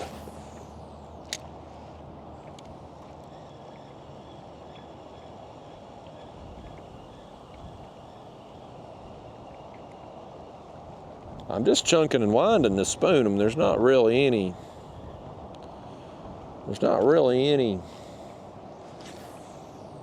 technique to it, if you will. I mean, the lure itself is creating the action as it turns and spins in the water. It's doing its own thing, like it's creating the vibration and flash. I don't have to work the lure per se. Just reeling it in is doing it for me. But I need some fish to want to hit it. Now, I don't know if we're just not putting it in front of fish, or maybe they're just not real active today. I don't know. But thus far, no peacock. 2 little largemouth on the spoon. That's been it.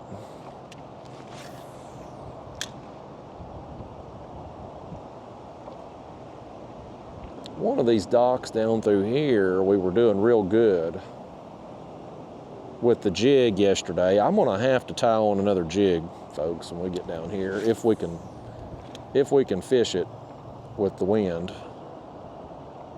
I actually think it was this one right here that we were doing so good on.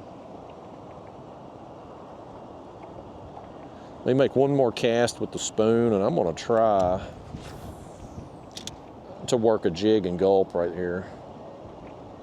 I'm pretty sure it was this one that we were doing so good on. Yeah, it was. Yeah, because there were people sitting up there on that porch last night, and I was catching fish right in front of this dock. They were out in front of this dock. Y'all bear with me while I tie us on another jig. I don't like retying on these unedited videos, because, you know, it's like nobody wants to watch me try to thread the needle with this 2-pound line and these tiny jigs, but we got to tie one on to give it a shot here, man.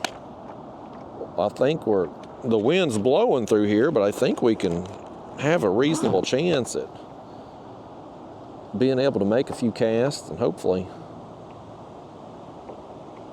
catching some fish if they're still on this dock. Got it. Okay.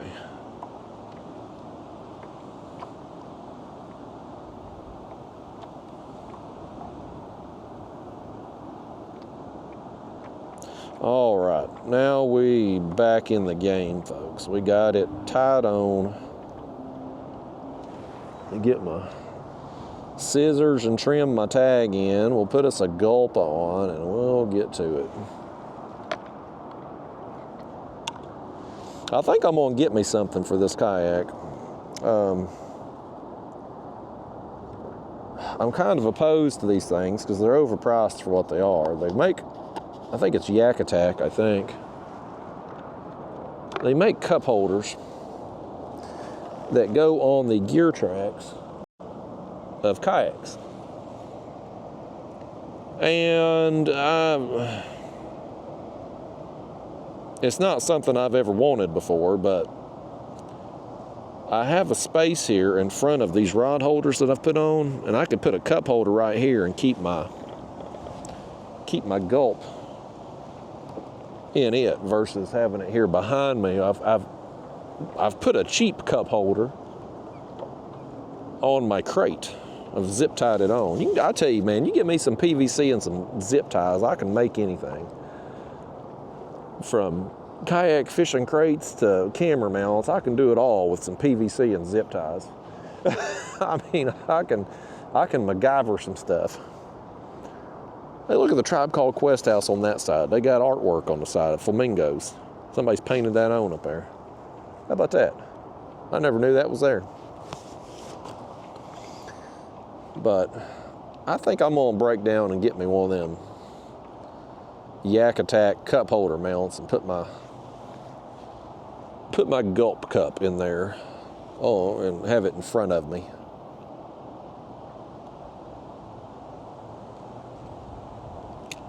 That was an awful cast. Let's try that again, can we?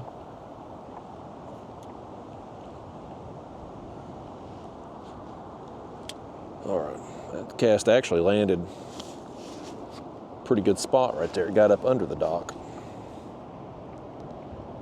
Wind's blowing us away real quick. Try to let it sit there best I can.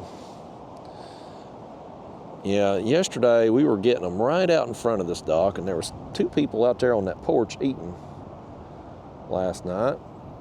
But they didn't pester me, and I tried not to pester them. And we sat here and caught several fish.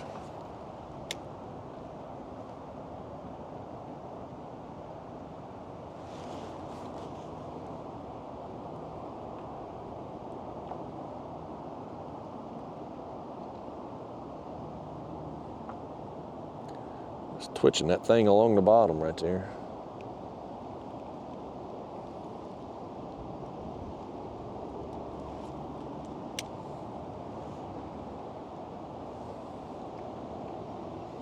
Now, I know them damn fish, as many as we caught here last night, they didn't all just up and leave.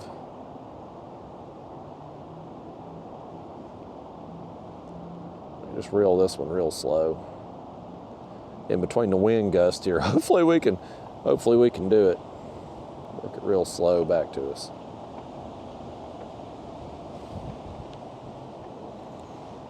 Let's try over here on this side maybe.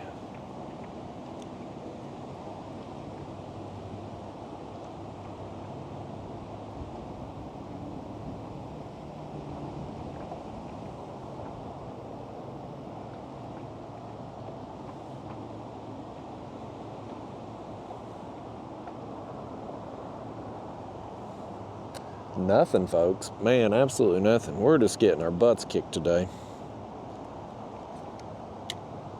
This has been a battle all day long for me, between the shark fishing going bad because I couldn't even bait a hook to I can't catch a bluegill now.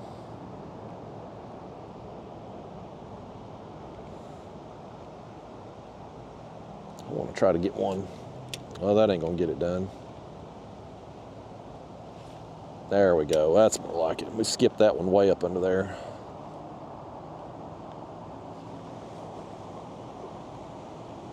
If that and there don't get bit, we ain't gonna get bit on this dock.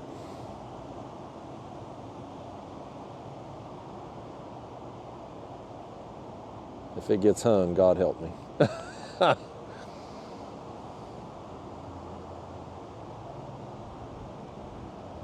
It didn't get bit. Whew. Yep, folks, we're struggling.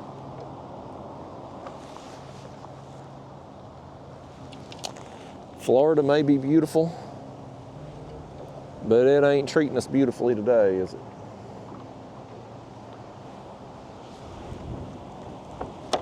I'm gonna keep working down through here. This is the canal. We got most of the action on the spoon in last night, so we'll just make some casts down through here with this. See, oh, we got one, by gosh, just like that.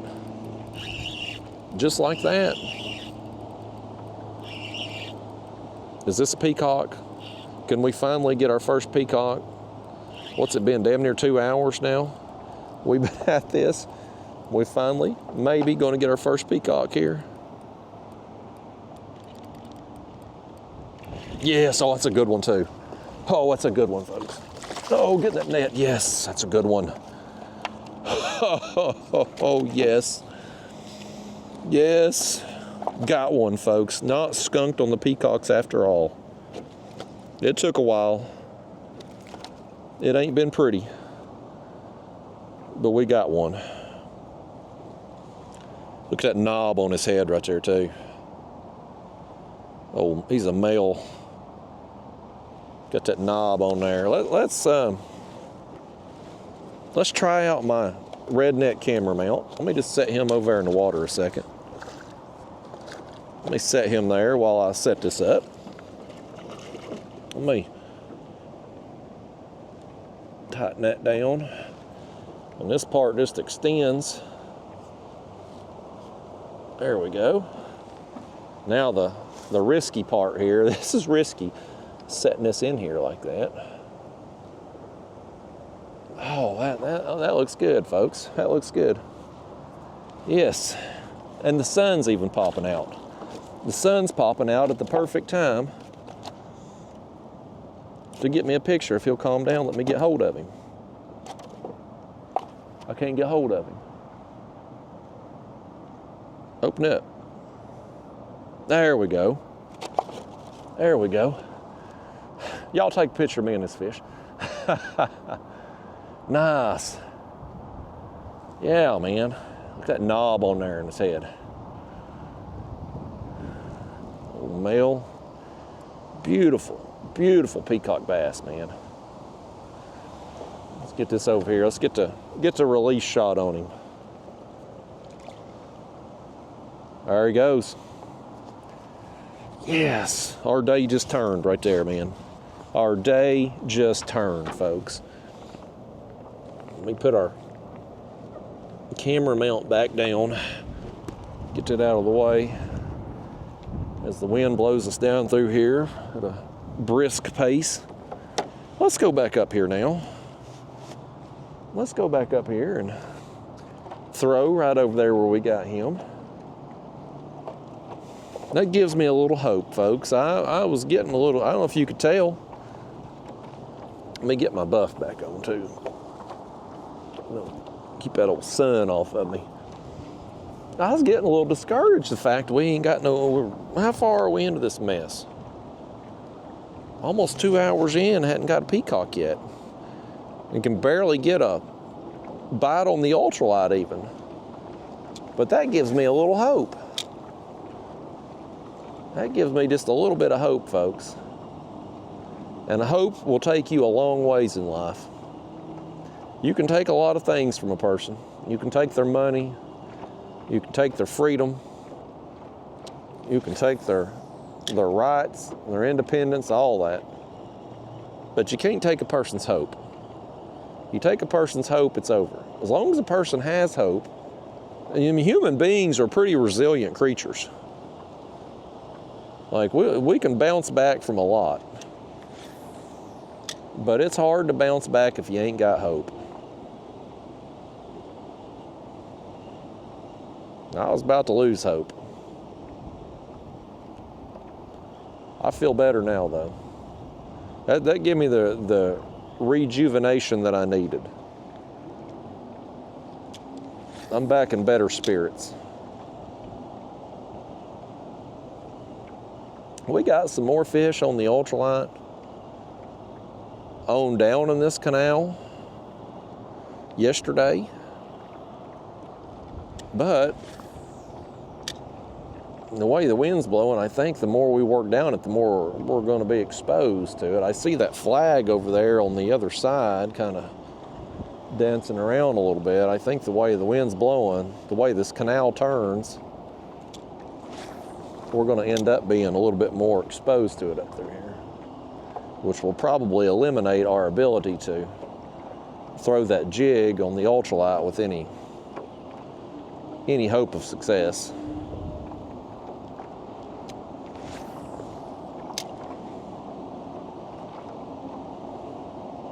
But that other side over there, I know we got one of our big ones, and I think we had one or two small ones over there too. Right before dark on that retaining wall on the other side. So, oh, I went through some weeds, and now we got one. I don't know what this is. It's largemouth. I went through a patch of weeds. Get off there, large jaw. And when I come through it, he nailed it.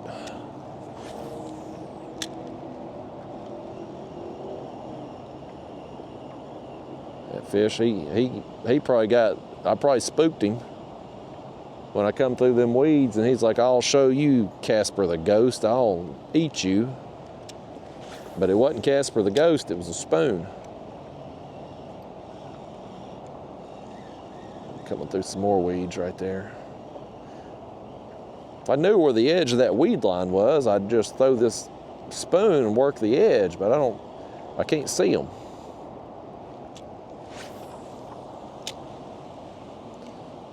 Under the water there, subsurface, and the water's color the way it is, I can't really see down into it. Even with polarized glasses, I can't.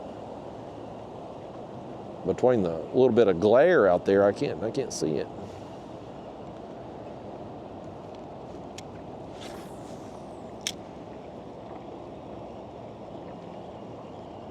That fish right there, folks, it just rejuvenated me, man. Are they not cool looking fish, though?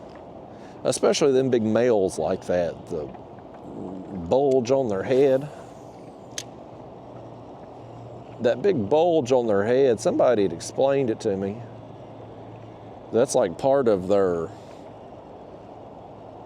mating thing to attract a female peacock bass is that big knob on their head.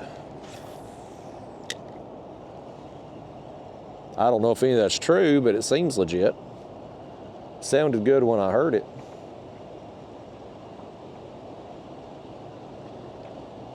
I think I'm gonna stick with the spoon a little while here.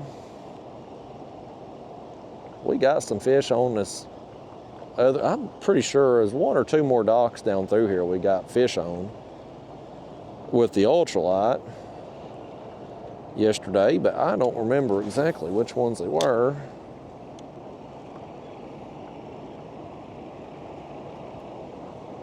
Don't really matter. Hell, some of the places we got fish on yesterday, like the other dock back there, we got several on. Today, we can't get a tap, so it don't really matter. But certainly if you just caught fish on a dock the previous day, it gives you a little hope that they're still there. At least have a reference point to start from.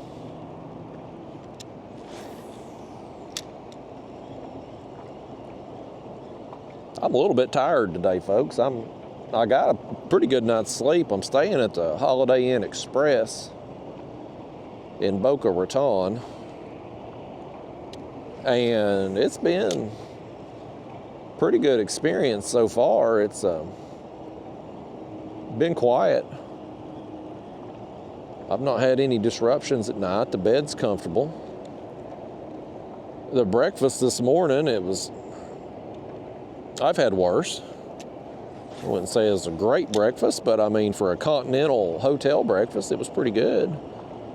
They've got some pretty amazing cinnamon rolls, which I shouldn't be eating. I'm trying to give that stuff up, all the sweets, but it's there. I'm gonna partake.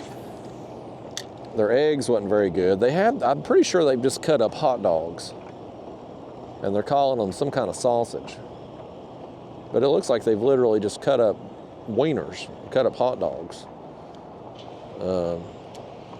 That wasn't very good, and they don't have any Raisin Bran. They've got cereal, but it's Fruit Loops. It's some kind of corn flake with a freeze-dried fruit, and what was the other option?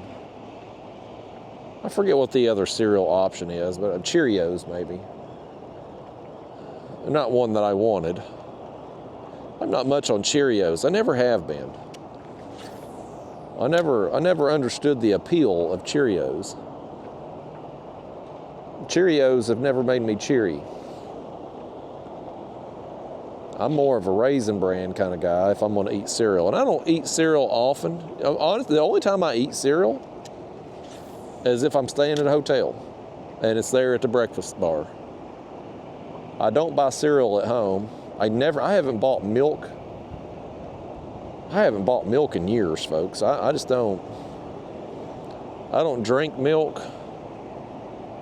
I mean, I have, and I'll eat it with cereal and stuff, but like I'm just not a big milk drinker. Otherwise, something about just drinking cow hormones that's just not appealing. That's what it is when you're drinking a glass of milk. You're drinking cow hormones. Milk was made for baby cows. And I like, you know, we're not drinking human milk. We're drinking cow milk. I guess it's because it's cheaper. Some women sell their breast milk. That's the thing. I ain't making that up. That's a God's honest truth. Selling breast milk is a real business. A lot of women do it. Because a lot of women, you know, a lot of them can't breastfeed, whatever reason, and you know, you get some women that like to drink and do drugs and stuff. Well, they can't breastfeed, but they can buy other women's breast milk. Oh Lord, we wrapped that thing around that pole. You think we'll get it? Oh, we got it off there. We spun it around that pole like Anastasia at the strip club, Starlight, or Sapphire, Jasmine. I'm trying to think of stripper names. We spun that thing around the pole. I thought we'd wrapped it up good, but we got it right out of there. That's talent, folks.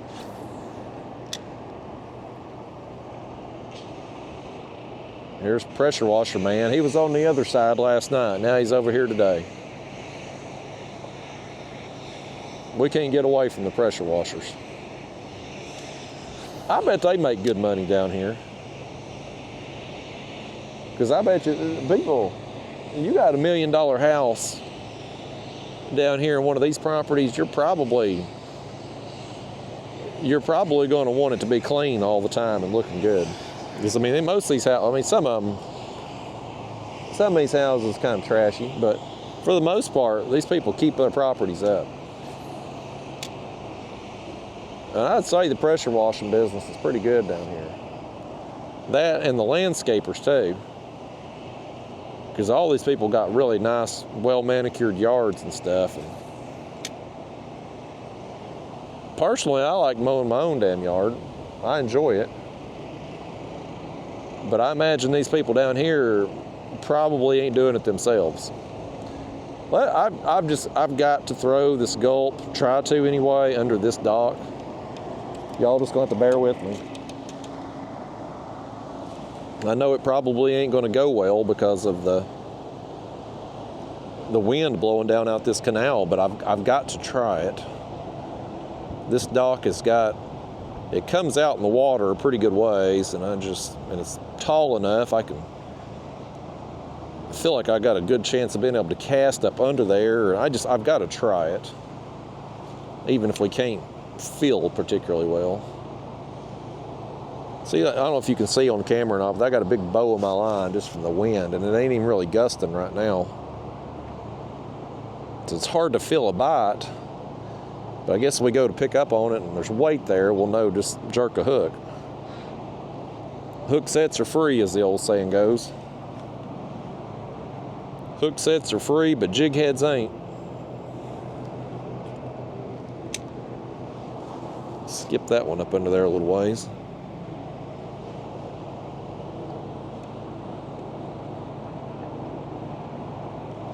I can't remember if we done any good on this dock or not, but I know it looked good.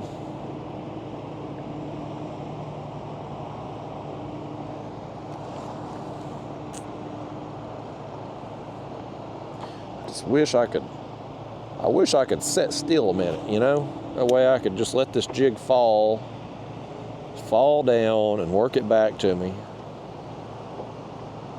It's hard to do that in the wind. The wind ain't your friend when you ultralight fishing.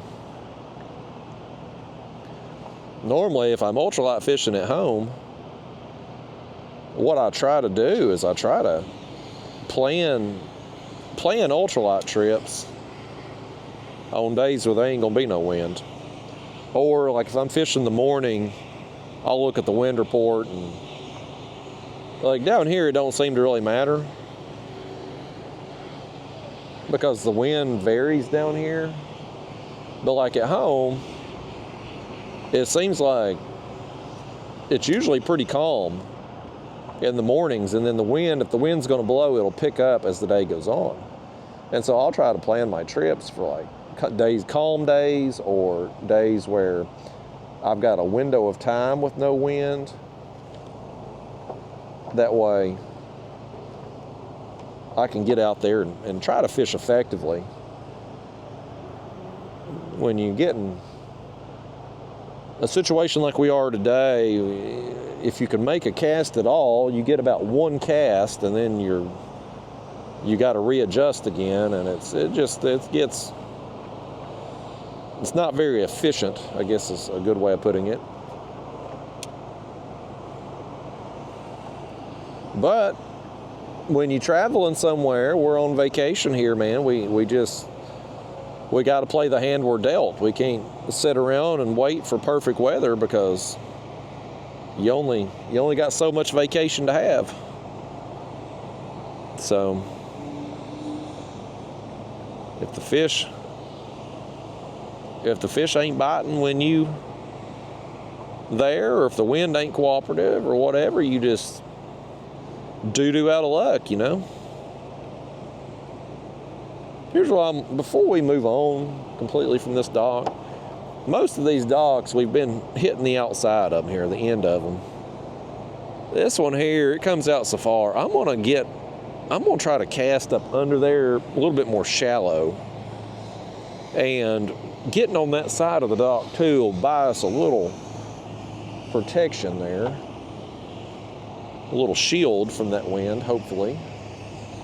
And we'll just see if there's anything up under there that's maybe closer to the shore, a little bit shallower.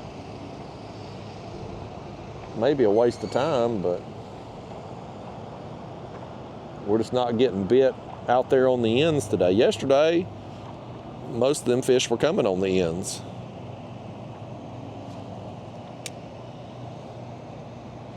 Actually, we're real shallow. I see the bottom now. We're real shallow over here. This may not work out because I didn't realize it was going to be that shallow. Still throw one back up in there anyway, just to see.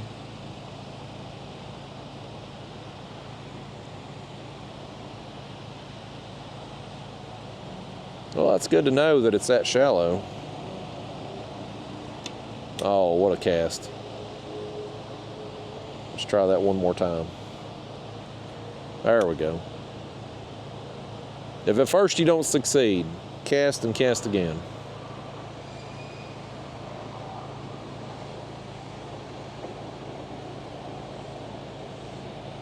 All right, let's get back on the spoon. The jig and the ultralight and the gulp, it just ain't panning out right now. I don't know if those fish have just moved or ain't there or what. I don't know. I don't have a good answer for you. I wish I knew. I'd like to know. I'd like to catch them. I like catching fish. I come down here to catch fish. I want to catch more fish than we're getting. I mean, we've had variety today. We've had copper-nosed bluegill, northern strain bluegill, crappie, largemouth, and peacock. So we've got variety. We just ain't got quantity. I want variety and quantity, and I'll take some quality on top too. I'm not hard to please.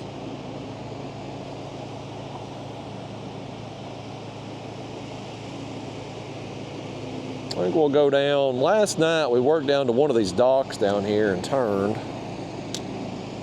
I may go further on down this canal today before I turn, because once we turn and come back out, we're going to have a hard time with our speed since we'll be going with the wind. You know what I could do?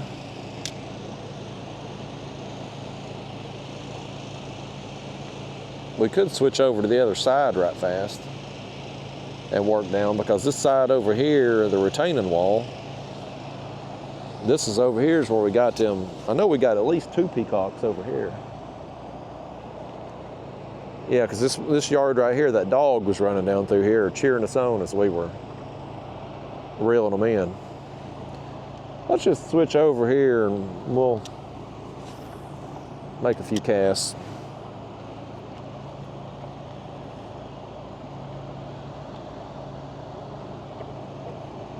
I don't know, this is one of them things that, again, it's just my ignorance.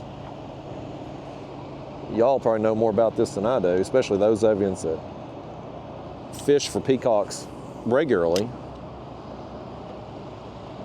But I don't know how often they move.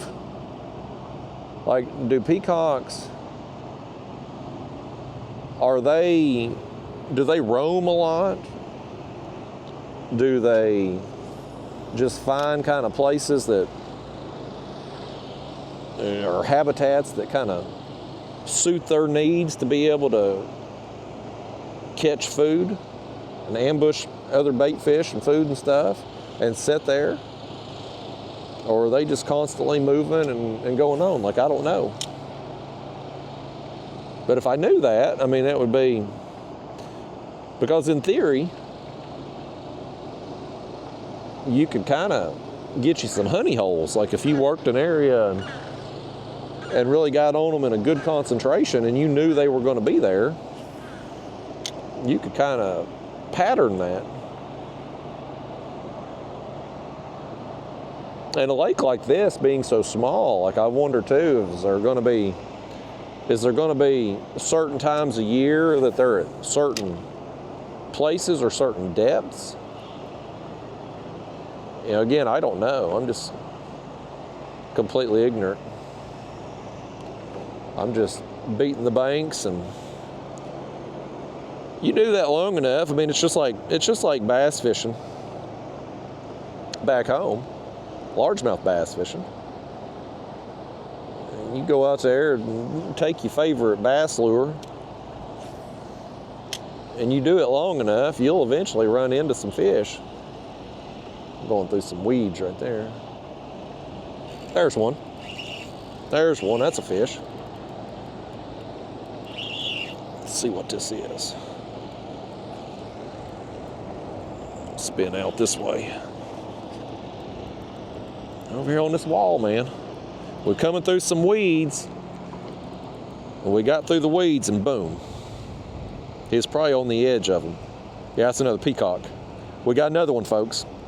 We got us another one. Oh, yeah. Come here. Get in that net. Get in there. Get in there before you spit it. I can't get him in the daggone net. Y'all net that fish for me. There you go. This one here ain't as big as the last one, but he's colorful.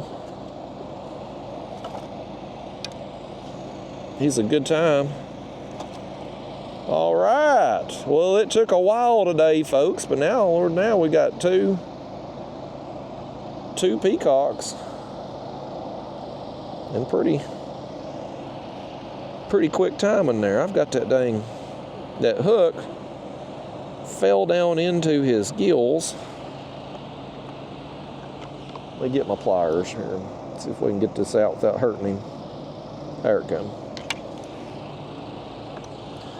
There we go, folks. Beautiful fish, man. Look at all the colors on him. Got all them spots. Beautiful, man. Get on there, peacock. Well, folks, my spirits are significantly lifted. Significantly lifted. I feel way better now that we've gotten two. Both of which have been in this canal. That tells me maybe we need to work a little further down in this canal. Something's busting right here behind us. Something come up.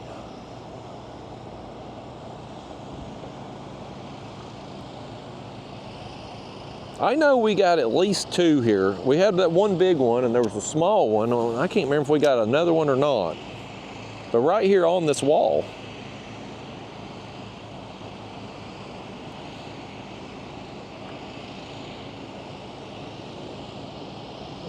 Maybe we'll just keep going down this canal. Explore a little bit. I've never worked up here beyond this bridge before in years past. So we might do some exploring today.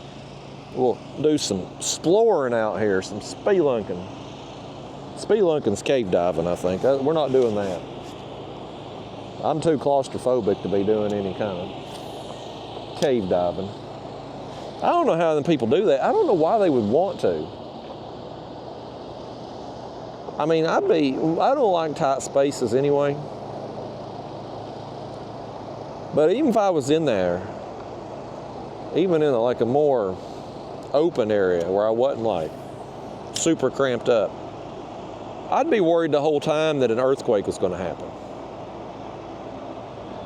You know, and like, what happens if you in that cave and an earthquake hits? Like, you're stuck. I don't want to be stuck in no cave. That would be terrible. That's probably one of the worst ways to go, is be stuck in a cave. Starving to death. No food, no water, no way out. Like, what would you do? You just rot away. You're not gonna, if you got a bunch of rocks on you, if you're way down deep in a cave and you're trapped in there, there's nothing you can do.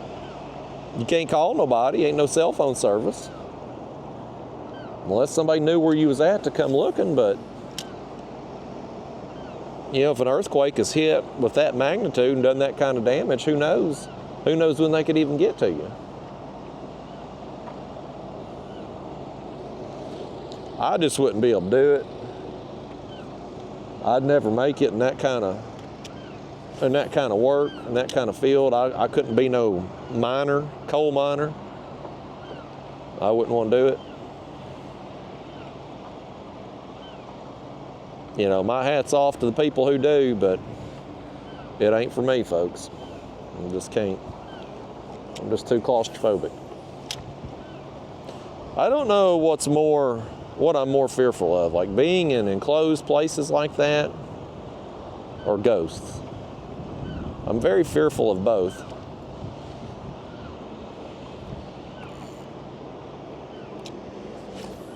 I guess probably more fearful maybe of, I'm probably more claustrophobic, because I can sit here and think about ghosts and I don't like them, but I don't really get freaked out until I see one.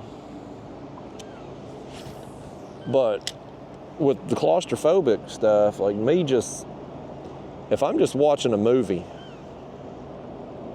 and somebody's buried alive or trapped in something, like I get anxious just watching it. I get claustrophobic just thinking about it. So I was watching a movie one time. I can't remember the name of it.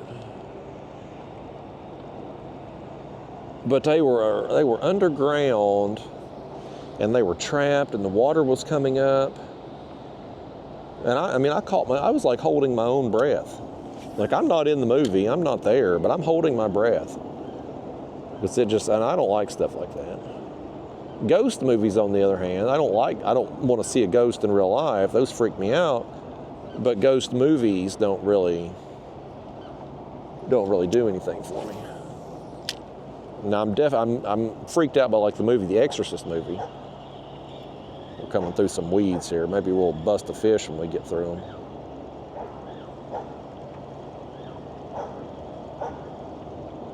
Oh, we got somebody up here.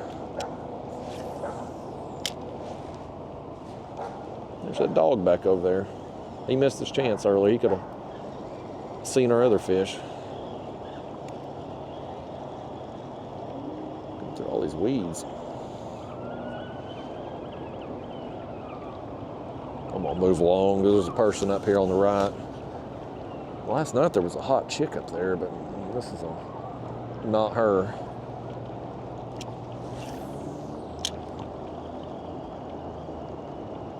We may get down here in this canal. There may be so many damn weeds that we can't even really fish it, but we'll try. Might as well just go explore and see what happens.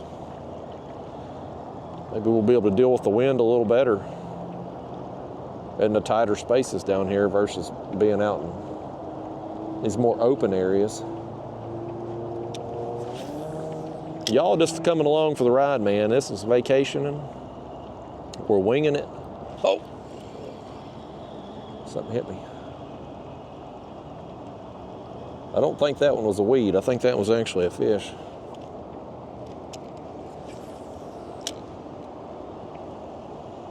Yeah, we're just winging it, folks. We're trying to catch some fish. Some days it's easier than others. I really wish I could have got out there and tried to get some sharks there. A couple years back, I got some black tips there in the intercoastal, and those are a lot of fun. Those black tips are, black tips are a smaller shark. Most of them you're going to catch are going to be 3 foot to 5, 6 foot at the biggest, for the most part. I think they get a little bigger than that, but most of the ones you're going to catch are 3, 4 foot long. And those are a good size because they fight incredibly hard, but you can actually land them in a reasonable time. And I was hoping to do some of that. You go down there in the Keys, and I'll be doing some shark fishing down there too, but down there there's a lot of bull sharks, there's hammerheads, and you're getting significantly bigger specimens down there. And it takes a long time to land them. Like, there's no quit in them. And so you're looking at a couple hours. And this kayak here, being that it's so lightweight and just kind of glides across the surface, if I hook into a shark in this thing, fish. Tiny peacock. Tiny little baby peacock. Come here, buddy. He's down there in my pedal drive. Come out of there.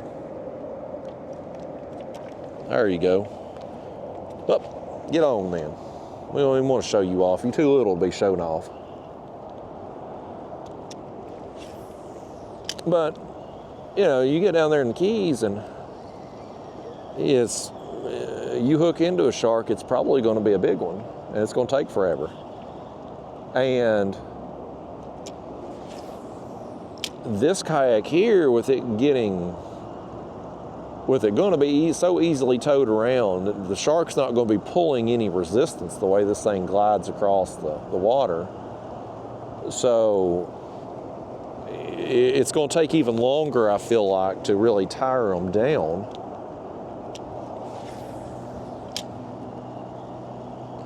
And I'm still honestly concerned. And I'm hoping this fear kind of goes away once I'm out on the water. But I have serious... Oh, something hit me right... Did you see that? I had my bait sitting there. I was getting ready. I was trying to steer here. Something hit it while I was just sitting there. But I have serious concerns that a shark is going to end up on this thing. Like, if I'm reeling in some other fish and a shark goes for the fish, this kayak sits so low to the water. If a shark, and I ain't talking about like a shark trying to attack me or nothing. I'm not even talking about that. I'm talking about just me just being in the way, I'm reeling in another fish. Shark comes after the fish I'm reeling in, and my kayak's just in the way. And it just ends up right here in the floor of this thing because there's nothing to keep it out. There's no sidewalls. This thing sits so low. Got another weed. Definitely getting more weeds back in here. There we go. So that's a concern. Now, hopefully, once I get out, like actually out on the water, maybe that fear will go away. But right now, it's definitely been a concern since I got this kayak, and just the design of it, how low it sits on the water and stuff. I do love this kayak though. I mean, granted, it's not perfect for every condition. Today in the Intercoastal, it was so choppy. I was soaked, man. I was just literally soaked head to toe from the splash. So it's definitely not really the kayak you want to take out in real sloppy conditions. But there's honestly, what kayak do you want to take out in real sloppy conditions? Hell, I don't normally. I mean, if the wind was blowing like that and I was at home, I just wouldn't fish. But I tried it today because I'm on vacation and I'm on such a limited time that I can do anything, you know. I wanted to at least go give it a shot. But most kayaks aren't going to do well in those conditions. You got some guys going by. Y'all wave at them for me.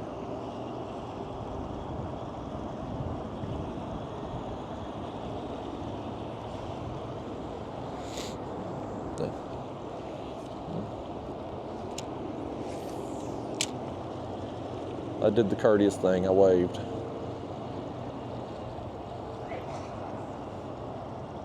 Oh, I smell them.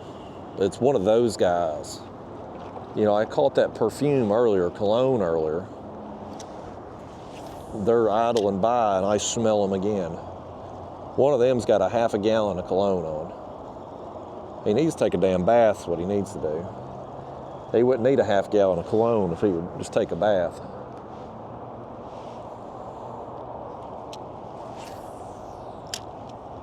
If he's going to get him a woman, she's going to have to like whatever that cologne is. Because, I mean, he's bathed in it. He's doused himself in it.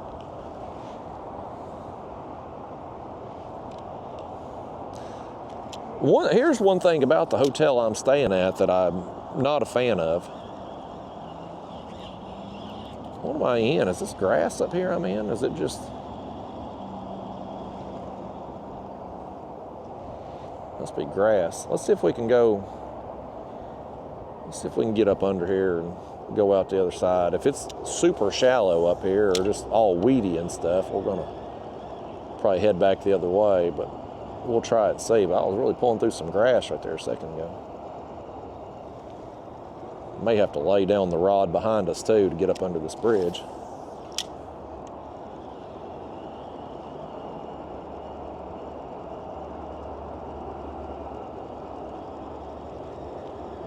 Let me see height-wise where we're at here.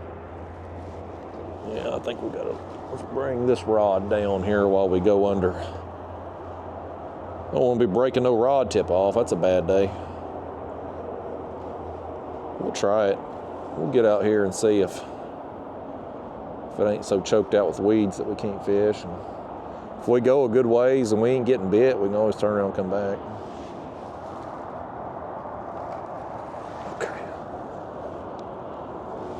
But anyway, the hotel, you know, I'm at the Holiday Inn Express. They don't have bar soap. They've got body wash. Maybe I'm just old, but I like bar soap.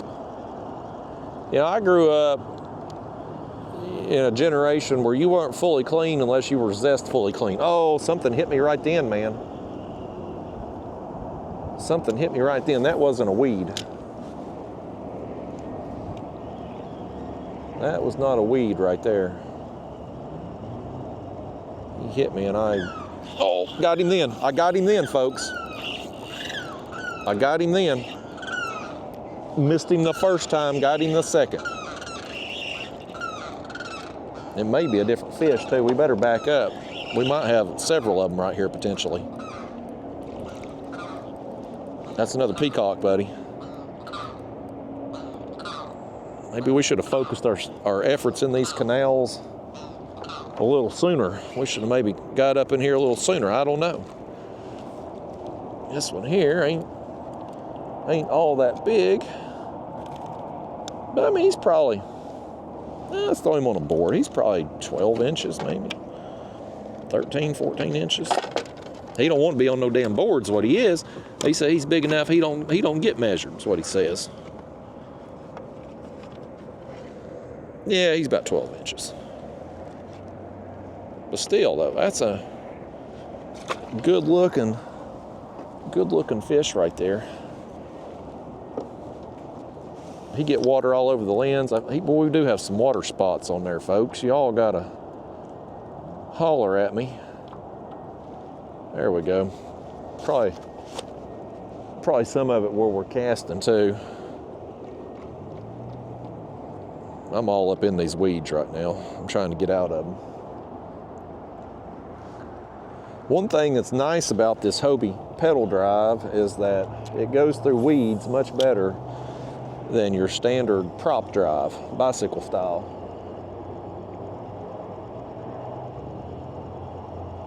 Let's make a few more. Oh, I had me another one right there, folks. I botched it. I had me another one. We got some fish right here, man. There's some fish right here on this side of these weeds.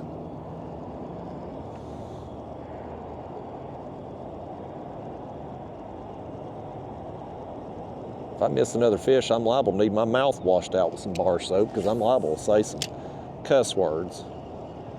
I had to get a bar of zest so my mouth can be zestfully clean. But that hotel ain't got no bar soap. There he is. Oh my gosh, I had another one hit me. Well, we got some fish right here, man.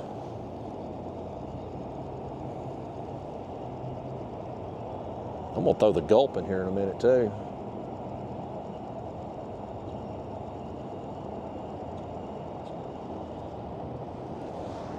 I'm gonna throw the gulp here in a minute, folks.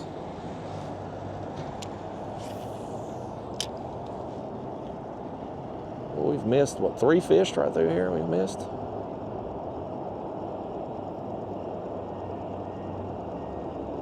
There's definitely some in here, though.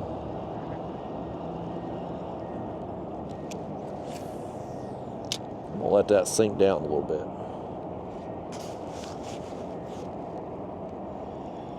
Let it sink down and then work it up. Okay, so there's definitely weeds on bottom too. Try to maybe run it right over the top of them, maybe.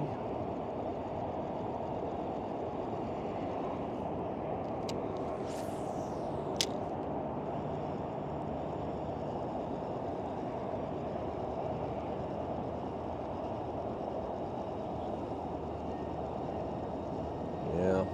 Let me make one more cast with this spoon and then I've got to try the gulp right here. We catch a peacock on the gulp. Ultralight, man. We're in for a good time. Let me throw over on this side too, right quick too, before we. There was some minnows or something dancing around there a second ago on that side.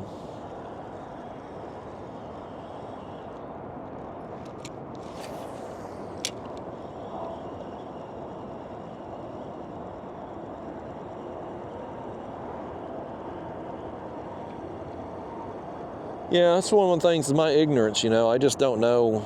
I don't know peacock bass behavior, movements, where they're hanging out. Why is it that we've thrown this spoon for a couple hours and barely had any action on it, and then we get right here and we had, well, we caught one fish and we got, what, 3 other bites right there? So what is it about this area that's apparently holding fish when the other areas we went by apparently wasn't? You know, I don't know. I don't know what it is special about this. Let me just put it up for just a second though.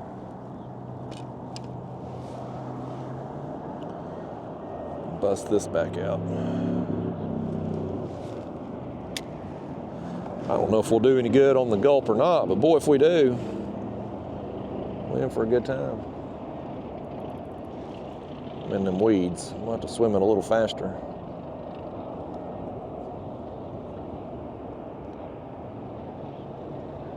Y'all have to bear with me too on the highway noise. You can probably see the interstate up there. It's moving. I think that's, I don't know what interstate that is. 95 maybe? I follow GPS. I don't know my way around. I know 95 goes to Miami.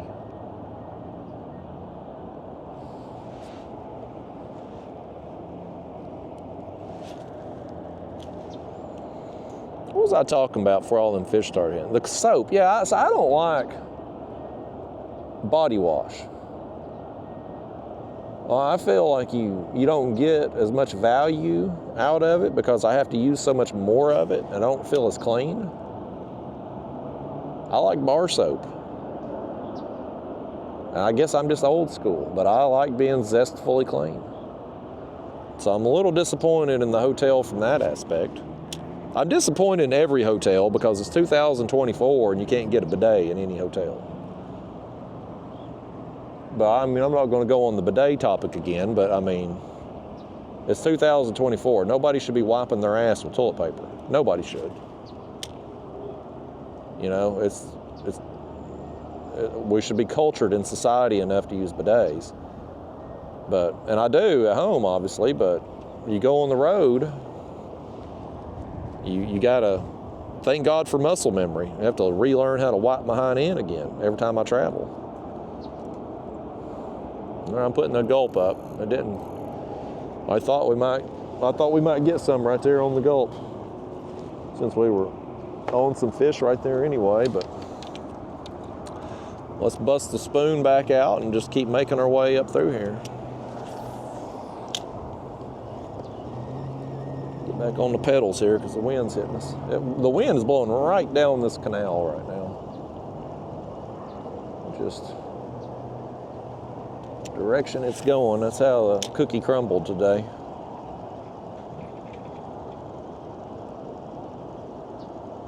Yeah, we'll work down a little further in it though. I'm more optimistic now that we're getting some action. There's another little canal here to the side. It looks like it's got weeds right out there in the middle of it though. Oh hell, here comes Jet Ski Man. He's blaring his music real loud too. I hope he don't get me a copyright violation. I don't know why they got to play this crap so loud. And it ain't never music you want to hear either. It's always garbage. They ain't never bumping some Winona Judd.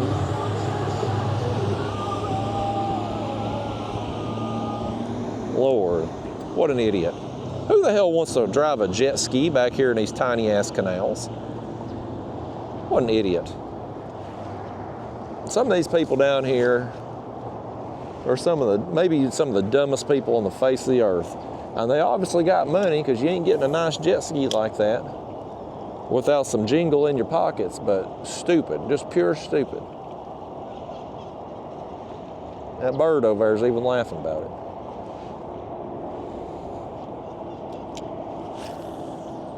Well, I mean, what can you do on a jet ski in this canal? It can't be that much fun. I've never ridden a jet ski, but if I did, I'd want to be out in open water where I could jump some big waves and go really fast.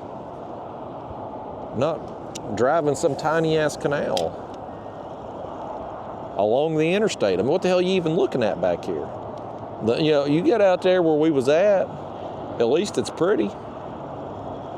A lot of nice houses and nice properties and stuff. Pretty, it's some pretty sights. Back in here, what the hell are we gonna look at? The interstate? Some pine trees?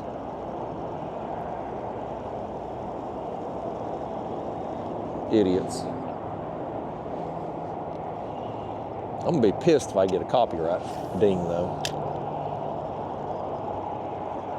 They're funny about that stuff, man. If you got And it ain't like you don't even have to play the music. Like if it's in the background somewhere, somebody else going by you in a boat and blaring that crap, like they'll ding you for it.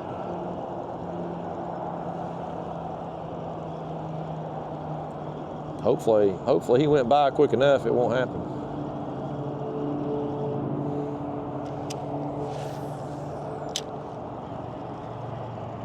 I don't know what I'm gonna do tomorrow, folks. Really, I don't. I may.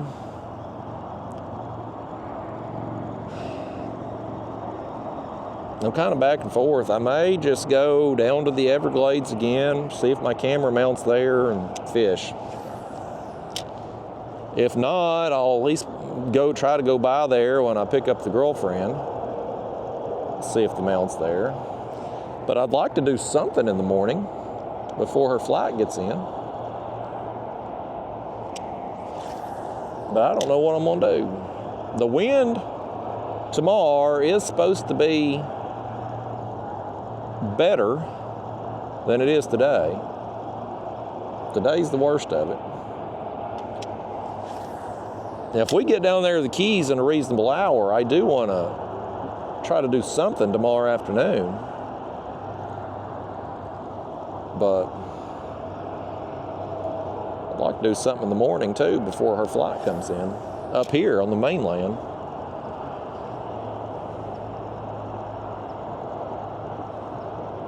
Problem, if I go all the way down the Everglades first, then I got to come back up to the airport. We got weeds everywhere on that one. And then I'm going to come back up to the airport and then go back down again after I pick her up. It would make more sense to fish up here. Oh, hell. Here comes another one behind us. Blaring their music, of course. There must be some jet ski convention going on down here. I swear, I'm dumber. I'm dumber for being here. Oh, that's Jose Canseco again. He was out here yesterday. He must come here every day and ride his stupid-ass jet ski. That was that idiot yesterday driving around 100 miles an hour with the glasses on. Looked like Jose Canseco from 1988 when he was the Bash Brothers. Idiot. He was a special kind of stupid yesterday.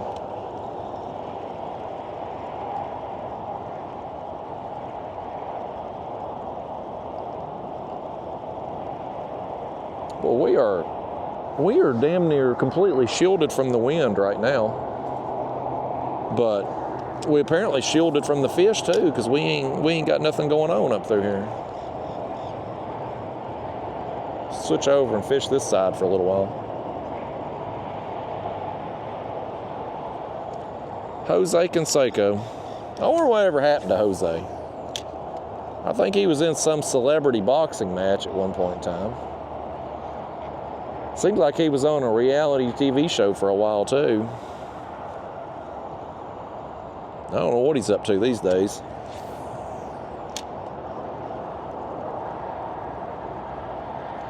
The Bash Brothers, they were cool in the 80s. Him and Mark McGuire. Mark McGuire went on to fame and fortune. He still got his fame and fortune, even though he kind of got a little bit tainted on the reputation with the roids and all, but Jose Canseco just didn't really work out. He bounced around a little bit. He had that ball bounce off his head and I think went over the fence. He just kind of fizzled out.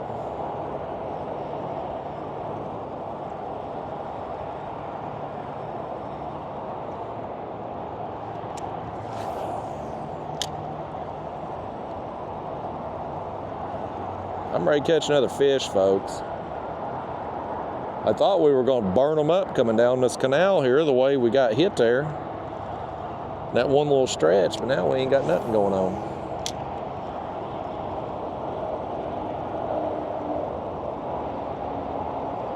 It may open up at some point down through here for another. All these lakes and stuff, like Lake Ida here, again, it's part of a canal system, so ever so often it'll open up into another lake-like area. These canal lakes, I've spent my time in years past on Lake Ida because because I always catch fish here. Today's probably the worst trip I've had, honestly, as far as, just numbers of fish go. I mean, today ain't been bad as far as fun goes, but it's not been the most productive as far as numbers goes yet. But the main thing about fishing here is that it's easy access. They've got a nice park. And today I launched my kayak just in the little sandy area there at the park on the beach. But they got a boat ramp too, so in the past, like last year, I had the trailer with me in my other kayak, and I brought it, and I could just back right down in the water at the boat ramp. I'm not going to go too much further down here because we're right beside the interstate. But I know that's going to kill the audio with all that noise. But I do want to I want to make a few more casts down through here because I just want to see what's around this corner. Like, I want to see, does it open up more? Can we see anything through there? I don't know. Where are them damn jet skis going? Like, what are they up to? Where's Jose Canseco going every day that he's out here needing to get to it by jet ski? Is he running drugs for some Cuban cartel? I don't know. Nobody knows.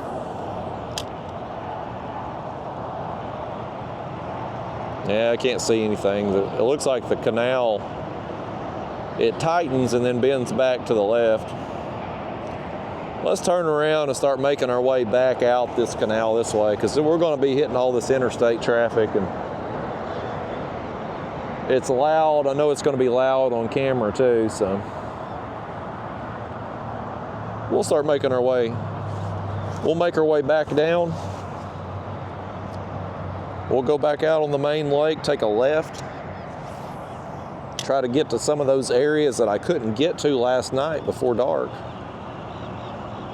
One thing about today, with us not catching as many fish, we've been able to move a little bit more quickly. We've been able to cover more water today.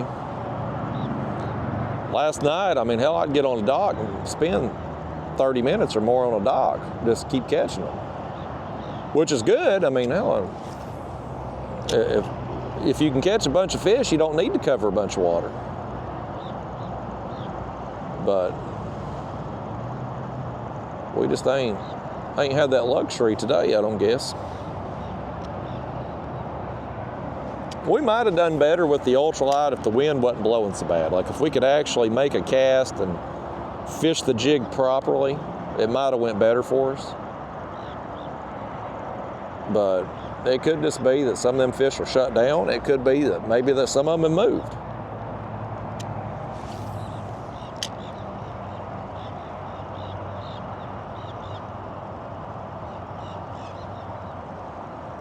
We get back down here where we got them other bites. I do want to make a few casts, pulling the spoon this direction, hit them from a different angle. Plus, too, it'd be we'll have had a little time go past since we got them other fish. Y'all bear with me. I'm gonna stand up a minute too. Stretch my back, stretch my legs a little bit. So far, so good with this Hobie pedaling motion. I've talked ad nauseum about how I don't like it's not that I don't like it. My body don't like it. I actually think it's a pretty efficient movement with your legs. It's minimal effort required to get you up to speed and get you moving. The Hobie drive is good in the weeds. It's lightweight, it's compact for storage. There's a lot I like about the Hobie drive. their pedal drive, but my body just don't like it. It's given me sciatica in the past, and I've had problems with it, but so far, and I pedaled quite a bit last night. I pedaled a lot today out there at the Intercoastal, getting out and getting where I was going and coming back, and then we've covered a fair amount of distance out here, and so far I feel okay. I'm a little, I needed to stand up just now, stretch a little bit, but that's just because I've been sitting so long. But otherwise, I mean, I'm not having any issues right now. I feel pretty good. So that's pretty encouraging. It was one of my concerns about getting this kayak was how my body was going to handle the pedal drive.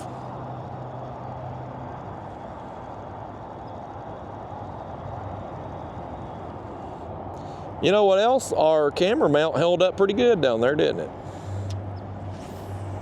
When I got the front camera mount picture there of that peacock earlier, it done pretty good. Not bad for a DIY job at the Best Buy parking lot last night. I mean, that selfie stick, it was a Insta 360 stick, I think. It's the only one I could find at Best Buy that had a female threaded insert on the bottom so that I could screw it into my ram ball there mount that I've got on the front of this kayak. So I had to pay $20-something for it, and I went with a piece of a PVC T-piece there. There's fish. Small one. Oh, small peacock.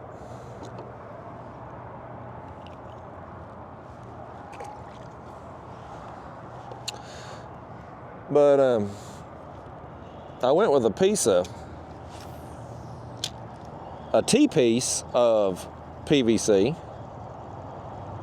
because I don't have a way to cut if I got a piece of PVC pipe, it comes in like 10-foot sections. Or they do sell some smaller sections, I think are like 2 or 3 foot long, but still, I don't have a way to cut it. And I didn't want to buy a PVC cutting tool or a saw because that was going to add to the expense. So I bought a T-piece. That was a few dollars, and then some zip ties.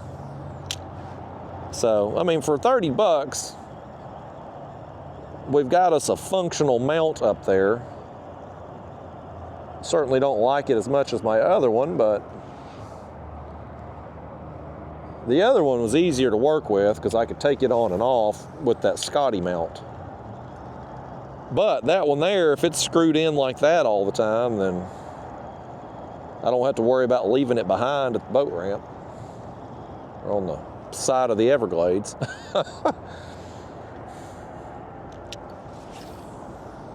If losing a camera mount is the worst thing that happens on this trip, we're in good shape.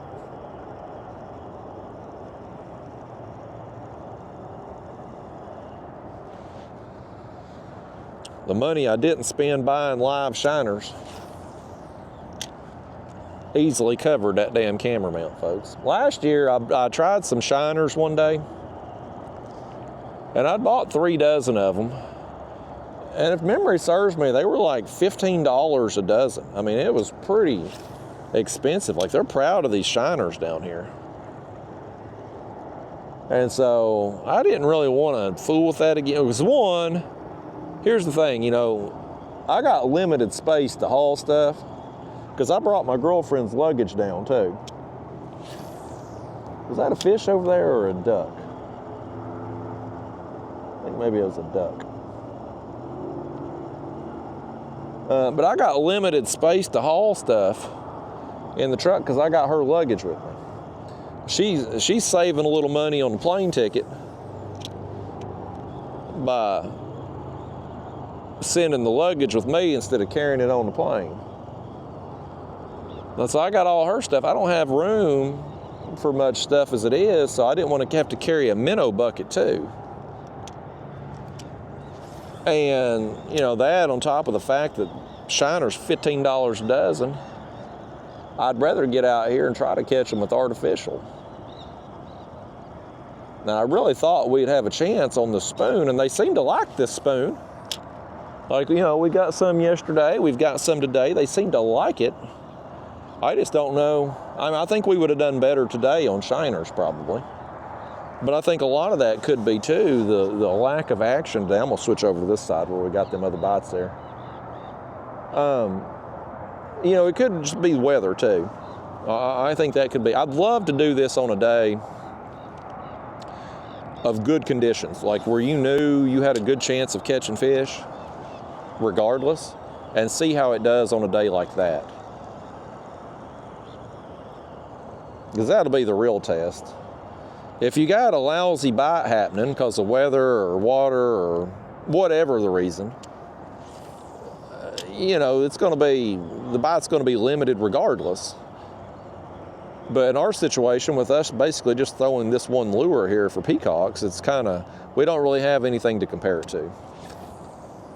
We can't be, you know, if I was pulling some live shiners down this canal as we're casting in front of us and we were getting bit on the rod pulling behind us, well, we would know, you know, we were going right over the top of these fish, casting right by them with the spoon and not getting bit. Whereas they would be eating the shiner behind us, and that would give us the information we need to know. But right now, we're making these casts and like, well, are we even putting our baits in front of a fish? Are they even in here? And we know some of them were right here because we got hit so many times, but you get what I'm trying to say though. Right now, we're just kind of in the blind. We don't know are we not getting bit because there's no fish here? Are we just not getting bit because they're not active? We're not getting bit because they don't want this particular lure? Like, we don't know. There's a lot we don't know right now. I know he's bicycling. I think he's got flannel pants on.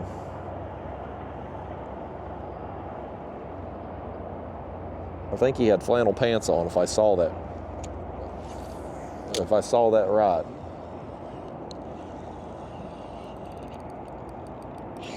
I snagged in right here. There we go.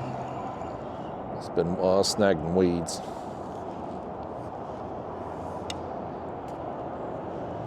Let me get my other rod. Let's lay it down here while we go under this bridge right quick.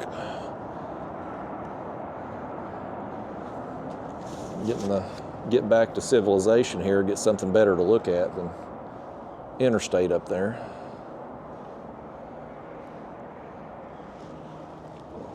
Put this back. All right, get back to it. Look, that sun's going down over there. What time? How long have we been at this? Almost 3 hours. Running out of time, folks. We got maybe another hour or so left, hour and a half. I'm gonna ditch my sunglasses here. I can do that at least. Woo, feels good to get them sunglasses off my head. I feel like they've been glued onto my face the last couple days.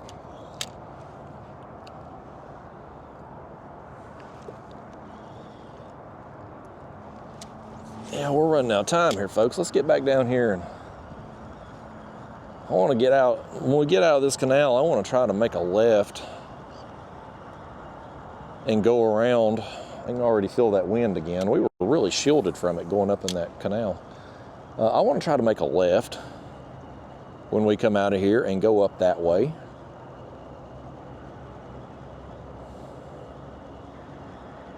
We didn't get to do that last night. We made it out.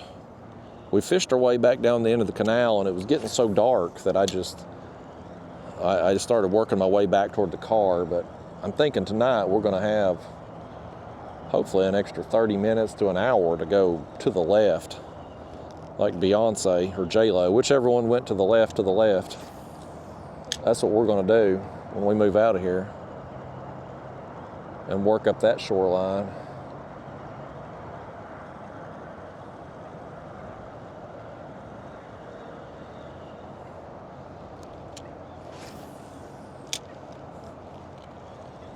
I may look around tonight too on the Google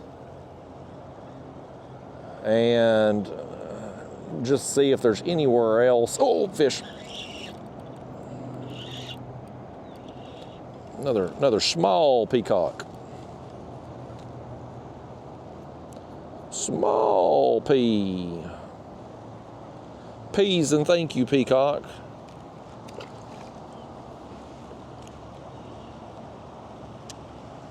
I may get on the Google and look around and see what all I can find, and then get on the wind finder and try to see which way the wind is going to blow tomorrow morning. And make a decision from there. I want to fish somewhere in the morning before her flight lands.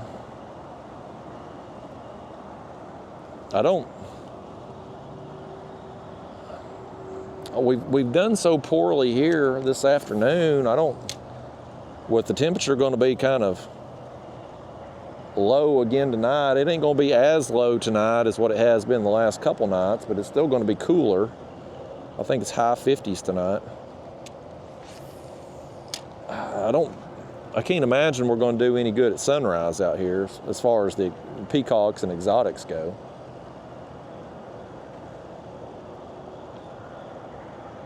And we got, in the cooler there, we've got the baits we kept yesterday, plus that, whatever that thing was I caught earlier, jack. Let me see if my ice is melted on top. Maybe you can see it. Y'all take a look at this fish. I don't know what it's called right there.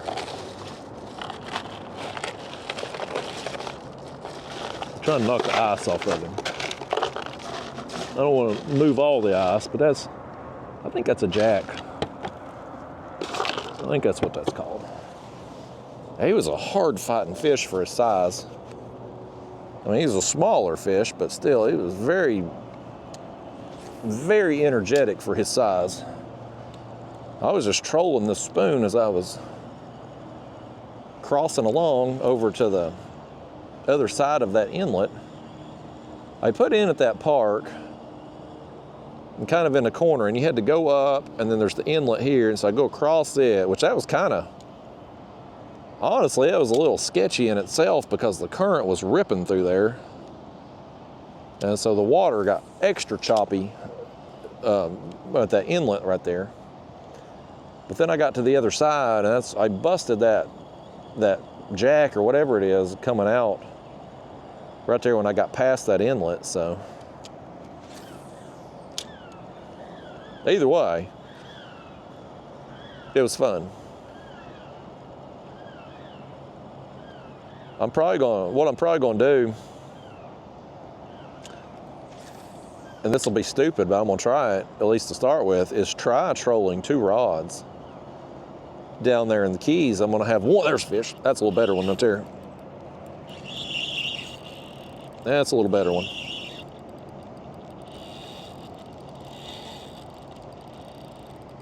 Yep. This one's going to be definitely bigger than the last couple. And I'm going to circle back around in a second too and cast in that same area there.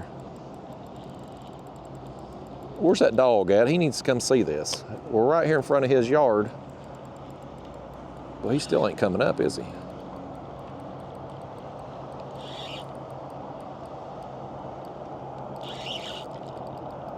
I'll be getting close. Oh, that's a good one, man.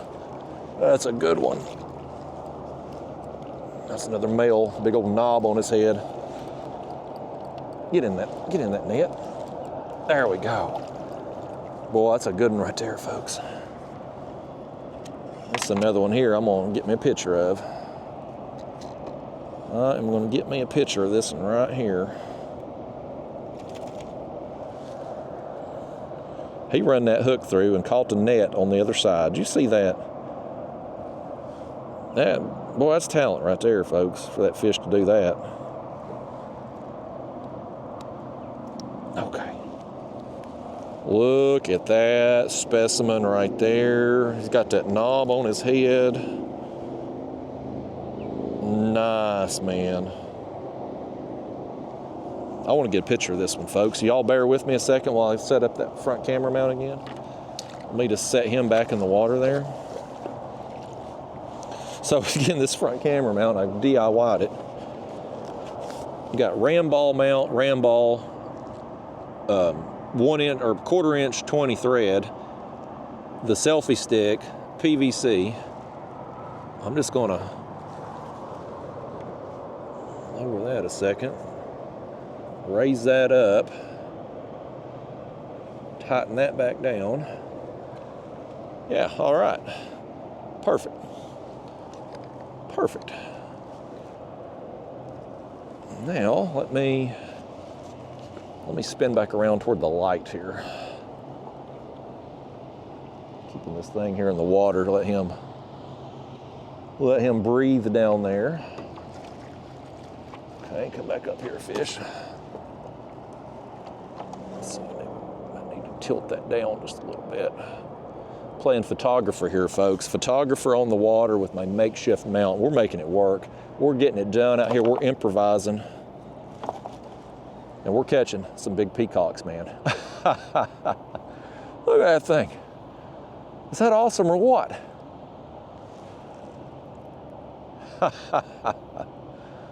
Oh, that's fun. They are awesome looking fish. And look at all that orange on the belly right there. And cool spots on the tail.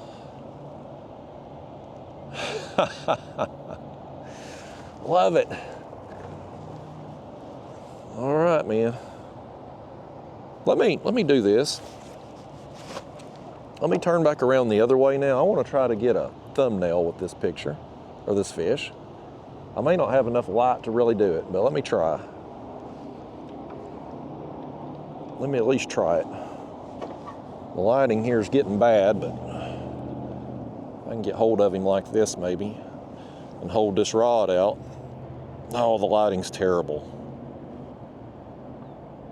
I ain't got no sunlight right here. Dang, man. That would have been my, oh, maybe I can turn like this. No, don't flop, fish. Don't flop, don't flop, don't flop. I had a window of time right there, fish. I had a window of time. The sun was perfect. You blew it on me, fish. There. There we go. Nice. It worked out. All right, now let's let him go. And then we're gonna go up here. There he goes. Yes, y'all. I'm telling you, we're grinding it out, folks. We are grinding it out. It ain't been the prettiest effort today. We've had a lot of trouble with the wind. We've had wind problem out here. Get the camera mount back out of the way. I haven't been able to work very efficiently because I just can't, you know, I can't make more than one cast on a spot before I'm blown by it. Had a really hard time with the Ultralight. But you know what? When we're done today, we're going to have caught several fish. Now yesterday, maybe part of my disappointment today was the fact that we had such a good day yesterday out here. You know, I mean, yesterday I had my first fish within a couple minutes of the trip starting. We had that big crappie to start. I'm just going to run right back down here and work this area again, since we blew on down while we was dealing with that fish. But, you know, and there's this right away, got crappie, got them copper nose. And so, you know, the bar was set kind of high coming out here today. And I knew it was going to be a challenge before I got out here because of the wind being higher and stuff, but still, we've had to grind today. But we've done it, and we've got it done, and we've grinded, and now we've gotten a few peacocks of good quality. We've gotten a few others that are smaller. We did get a crappie and a bluegill there earlier on the gulp. Got that one real nice northern strain. You know, it's one, like, I like catching the copper-nose because we don't have them at home. It's a novelty thing for me to come down here and catch those. But that northern strain earlier that was damn near circular because he was so big, like that's a pretty awesome catch to me. Like I appreciate that because I just don't get them like that at home. Not bluegill like that. I might get a 2 or 3, 4 handful of 9-inch bluegill on public water there at home a year, but they're not like that round, they're not that tall, that thick. It's just different. Down here's another one. There's another one right there. Oh, let me back it up. Oh, it's another small one right here. Boy, this particular area right here, we busted them last night. Got a couple, 2 or 3, and now we got 2 smalls and a big one right here. Something about this wall. Maybe something about this hour of the day too. Look right, oh boy, I thought we had another one. It was a weed. Yesterday, the later it got in the day, the better we were doing with the peacocks. I wonder if maybe it's a time of day thing. Maybe when we got started out here, it just wasn't a good time to be out here. That's part of it too, maybe. I don't know. Goes back to my ignorance. I don't know what I don't know.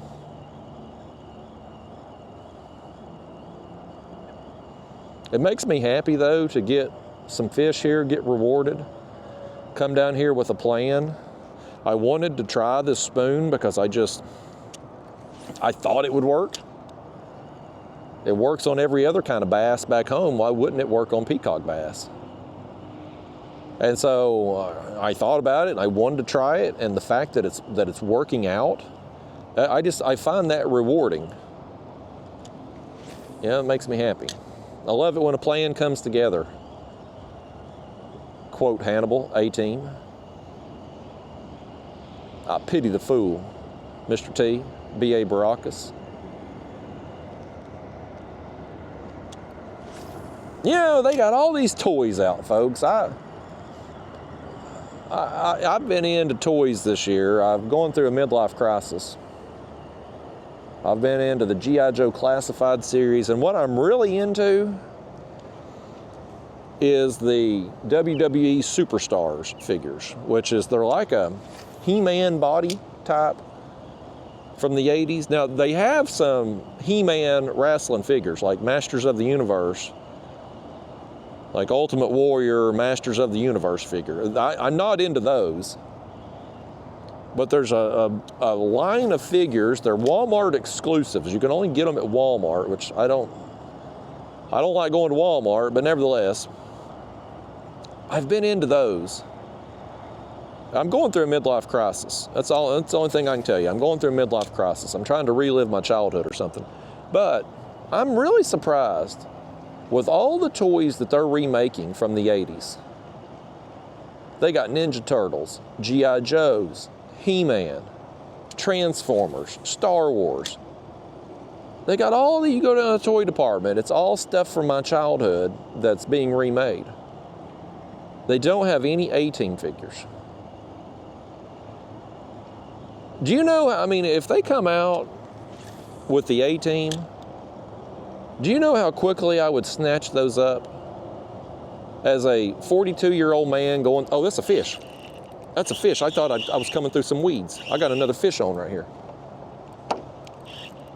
I thought I was pulling through weeds. I was pulling through a damn fish. He feels like another pretty good one too. This is another pretty good one right here. There's a drainage pipe that dumps out right here. I wonder if that has anything to do with where they're set up.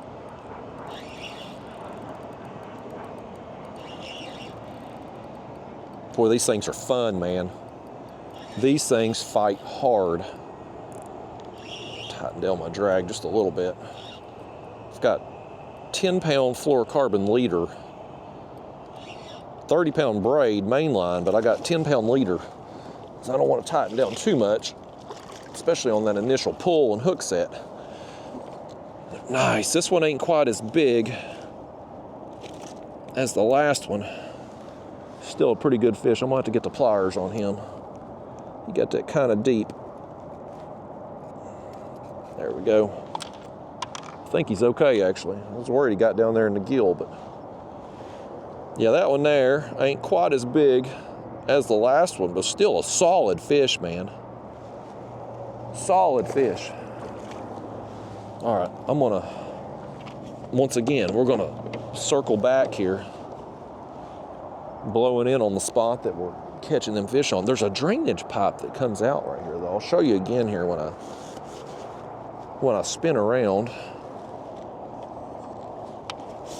See right over here? Let me make sure you're good. You ain't got water all over the lens. See that drainage pipe right there? It comes out. I don't know how often water comes out of that, but I'm wondering if that has something to do with why them fish are kind of hanging out along this wall right there in front of that kind of. We'll see. Could be coincidence. I don't know. I just happened to notice that. I thought for sure. I thought I was pulling through weeds right there.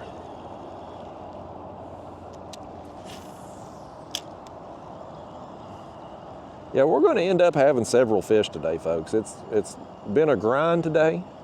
We've had to earn it. But when I leave here, we will have caught several when it's all said and done. It's going to end up being a good afternoon after all. Just took a long time to get that first peacock, man. Took a long time. Well, it was about almost 2 hours into the trip before we got the first one. That's fishing though, man. I bring you with me on these raw, uncut, unedited trips, man. Like you're seeing it. You're seeing the good times, you're seeing the bad times. I mean, I'm not going to film, like when I went out to the Intercoastal this morning, I didn't even cut a bait up to try to shark fish, but like, I mean, let's say I had and I got skunked, I'm not going to show that. I'm fully fine with you knowing I get skunked. I'll tell you I got skunked, but I mean, it's just, there needs to be some fish caught for the entertainment part of the video. So, you know, I want to show you real life, real trips, but it needs to be real trips with fish caught, not skunk trips. Or trips where we get 1 or 2 small fish, you know. It needs to be something worthwhile. But this trip's going to end up being worthwhile. That's for sure. It was cold as all get out in Tennessee today, too. Talked to my mom there earlier when I was talking to her about my cat escaping. It was cold and dreary at home and sunny and beautiful here. Windy, but sunny and beautiful.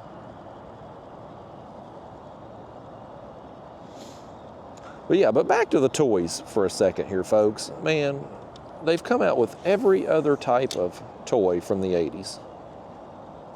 Why can't we get some A-Team? Why can't we get that? Why can't I get a Murdoch figure? A Face Corvette, the A-Team van. Why can't I get that? You know, it's like, I don't know why they haven't remade that yet. It was such a great show. I had the toys as a kid. There was some A-Team figures when I was really little, but I remember they broke all the time. Those and the Dukes of Hazzard figures used to break. Like they were just, I still have my General Lee Dukes of Hazzard car. Now those were made out of metal, like those things were indestructible. But the figures, they were plastic and they were just notorious for falling apart. But they should totally remake some A-Team. With the detail they can do with these figures today, man, if I had a Mr. T figure, holy cow, to go with my wrestling figures that I shouldn't be buying, but I just can't help myself. I'm really into that WWE Superstars line, though. They're like He-Man, They almost make the figures cartoon-like. And when I was a kid, those figures were or those wrestlers were kind of larger than life characters, you know. They were, I mean, as a kid, they're almost cartoon-like. And so to see these figures now, it's nostalgic, really. I'm into them. I shouldn't be, but I am. Hopefully I outgrow this phase, this midlife crisis, and get past it at some point, because it's getting expensive buying toys. And it's something extra to dust around too at my house. I'm really not into clutter at all. And so, prior to my midlife crisis, when I started buying all these toys, I had one shelf in my bedroom. It was the only shelf I allowed myself to have of like stuff, trinkets and whatnot. And there's very little on that shelf. I've got the box of my ashes from Roscoe, the dog. I've got that box up there, and his collar and his harness, you know, because those are priceless to me. My family knows if I die, bury me with Roscoe's ashes. You know, that's very important. But, you know, he's on a shelf there. I got my Pete Rose autograph ball. I got a Rocky Balboa action figure there. I got Dukes of Hazzard car. I got my Peyton Manning action figure, starting lineup figure. There's a little cat. It's a coin bank. You remember back when people actually would have pocket change, and you'd put it in a glass bank there when we were kids? Well, that particular one was at my great-grandmother's house. And so that's the one thing I have from my great-grandmother. And so that's the one shelf I had in my house that had stuff on it. And, you know, once every few months, I'll take everything off and dust it and put it back on there. And I don't like dusting. I don't like cleaning. I try to keep a clean house, but I don't like the cleaning part. But I just don't like clutter. But this summer, and it's this midlife crisis has lasted a while, because it started in the summer, and now here we are in the winter now. I've been buying these toys.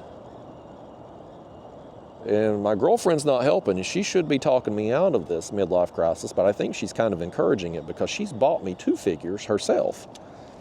She bought me the barbecue G.I. Joe figure, which barbecue was the first G.I. Joe I ever got as a kid.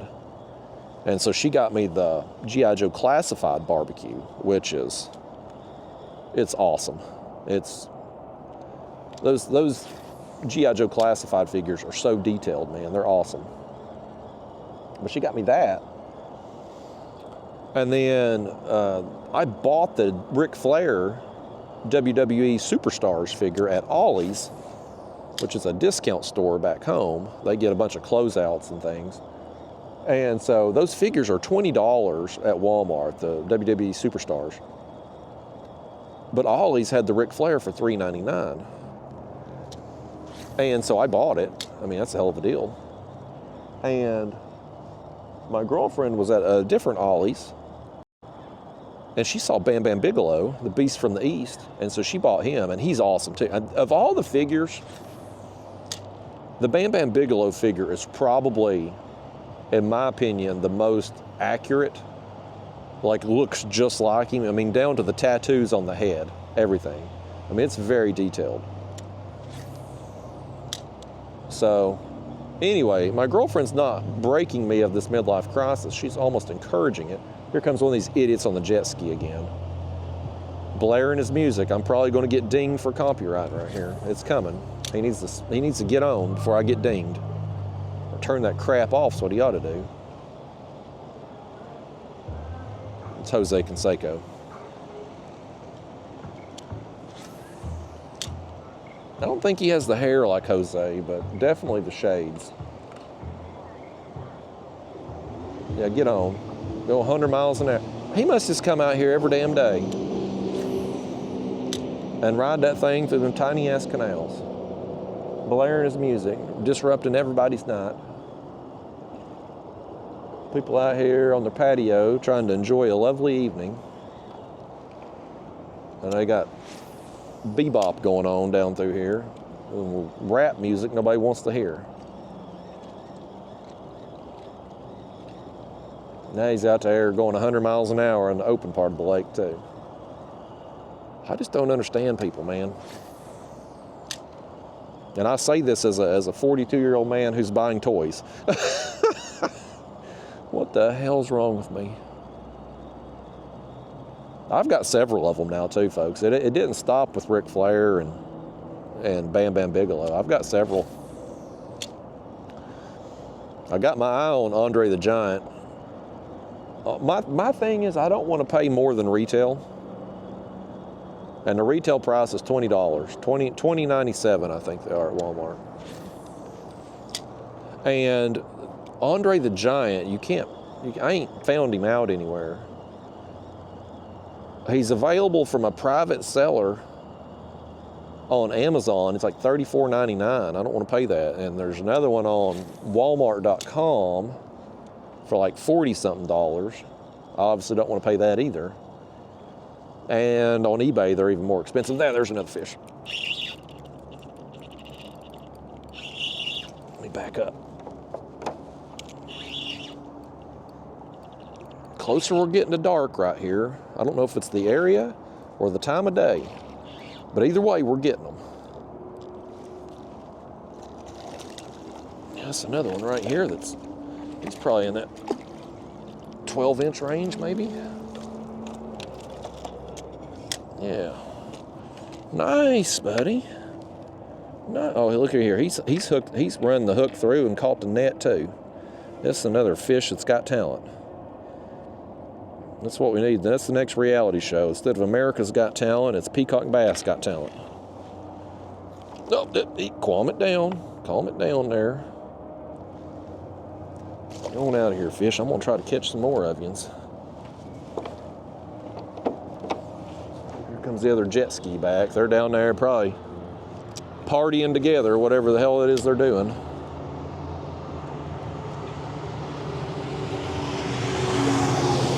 He's going to at least blow by really fast. Honestly, you know, if you got to go by on a jet ski and you're blaring your music, I'd rather you go by real fast. That way I don't get hit with a copyright ding. Oh, another one. Another one right here. This one might be a little bigger. This one might be a little bigger than the last one. Oh my gosh, he just come off. He just come off, folks. I don't know what happened right there. Dang. Yeah, I don't know, man. Is it time of day? Is it time of day? We're right here getting kind of here at dusk. These fish are turning on and getting more active, or were we just not in the right place earlier? Were we just, you know, we've covered a fair amount of water today, working our way around through here, or we just may be casting in places where they weren't. You can't catch fish that aren't there. I don't care how, it don't matter how active or inactive they are. If they're not there, you can't catch them. So I don't know.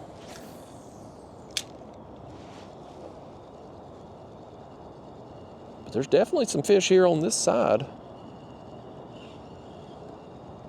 Coming across some weeds right there. I feel like if we get our cast, we run it over by the edge of them weeds, that's when we're getting hit. I just can't, I don't know where the edge of the weeds are, is the problem.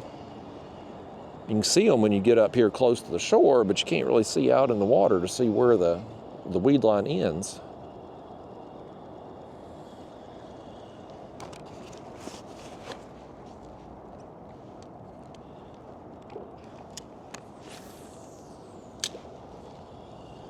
Yeah, folks, I've been buying a few of them wrestling figures. I just don't want to pay more than retail. I like to find them on sale, actually. Sometimes you get them on sale. Like, I got Hulk Hogan for like $6. And this Andre the Giant figure, though, he's the one that's just more expensive. I want that one, but I don't want to pay $35 for it. And Amazon right now is a private seller on Amazon, but it's the cheapest one I found. So I'm hoping to just get lucky and find him actually in a Walmart. The new series that just come out is Bret the Hitman Hart, Jim the Anvil Neidhart, and Cactus Jack. And like, I've taken a look, when I've been in Walmarts, I've taken a look through the toy department, and I haven't seen any of those out yet. There's another fish though, I seen it, my gosh.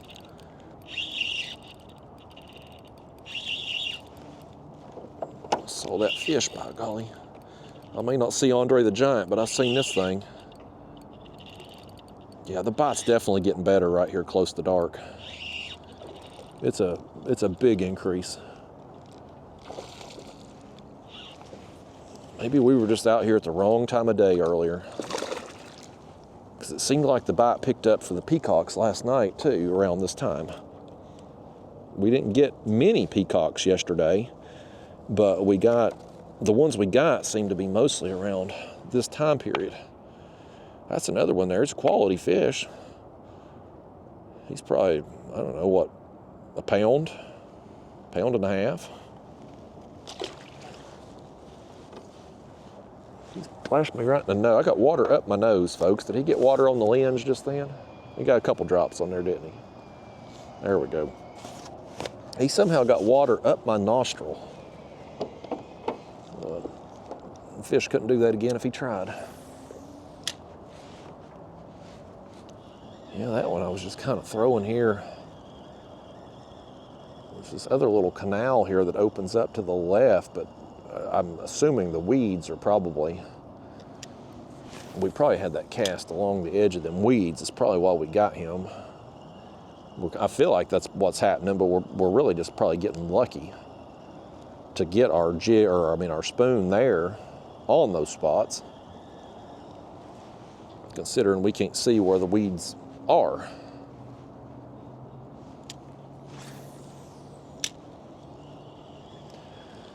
Yeah, but anyway, folks, man, I've got a midlife crisis going on.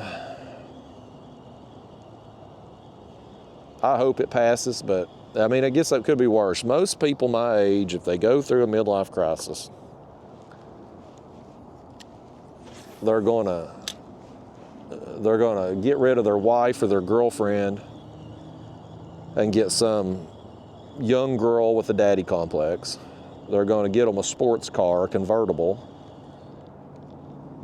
They're going to start dressing different, and and just, they're going to go on just a full total change. Me, I'm still the same asshole I've always been. That hasn't changed at all. If anything, I'm more of an asshole now than what I've been. But I've gotten nostalgic. I'm just longing for my childhood that's long gone. I can't explain it. I don't know why. Something about them wrestling figures just brings it back for me. That's mainly what I'm into, though, is them wrestlers. I like the G.I. Joes. And I've gotten a few of those now. I got He-Man and Skeletor. But it's mainly the wrestlers that I'm really into at the moment. But I've got several of them, but I ain't got that Andre the Giant. I'm hoping that before the holidays ends here, he's going to go on sale. That's what I'm hoping. The thing that gets me, and this goes back to stupid people like Jose Canseco on the jet ski. There's a lot of stupid people on this earth. I've been on eBay, looked around and stuff at wrestlers and G.I. Joes and whatnot. We got Construction Man over here now. It's something out here every day, buddy. I'm amazed at the people who are buying figures on eBay And paying more, by the time you buy on eBay and pay your shipping fees and whatnot, tax, you're paying more oftentimes than what you could buy it at the store for. Like I've been like following eBay auctions, like save them or click the heart button there so it adds them to your watch list. I've done that on wrestling figures, G.I. Joes and whatnot that I was interested in. And I've watched the bids go up and up and up. And when you look at the final ending price of what they sold for, oftentimes it's more expensive than what you could have literally bought it off Amazon and got free shipping. Or bought it, found it at the store even still. And I'm like, why are people doing that? Are they just stupid? Is it competitive? Like they make a decision, they're going to win that auction, so they're just going to win it, no matter how stupid it is to bid up the price beyond. I mean, that's why they're going to win, because they're bidding more than what somebody go buy it off Amazon for. Like, why are they doing that? And the other thing I don't get, and this is something I've learned pretty quickly, is when a new figure is released. And of course I say this, and I just bought Storm Shadow recently, G.I. Joe Storm Shadow. There was multiple Storm Shadows, but 1988 version was my favorite. That was my favorite G.I. Joe of all time. So they just come out with his 6-inch figure, the G.I. Joe Classified series. So I bought it right away. I saw it at Walmart and I snatched it up, paid full price for it. But otherwise, these figures, they come out. If you wait a little while, they're going to go on sale. You'll see them marked down on Amazon, or you'll see somebody, oh, there's a fish. This fish says he ain't on sale, buddy. He ain't on sale. He's full price, he says.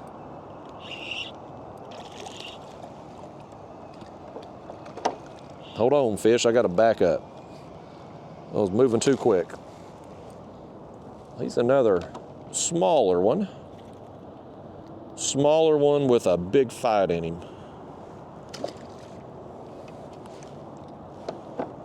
Yeah, man, we've gotten several fish. This one stretch down through here has been really productive. And is it the stretch or the time of day? That's what we will never know. We will never know, folks.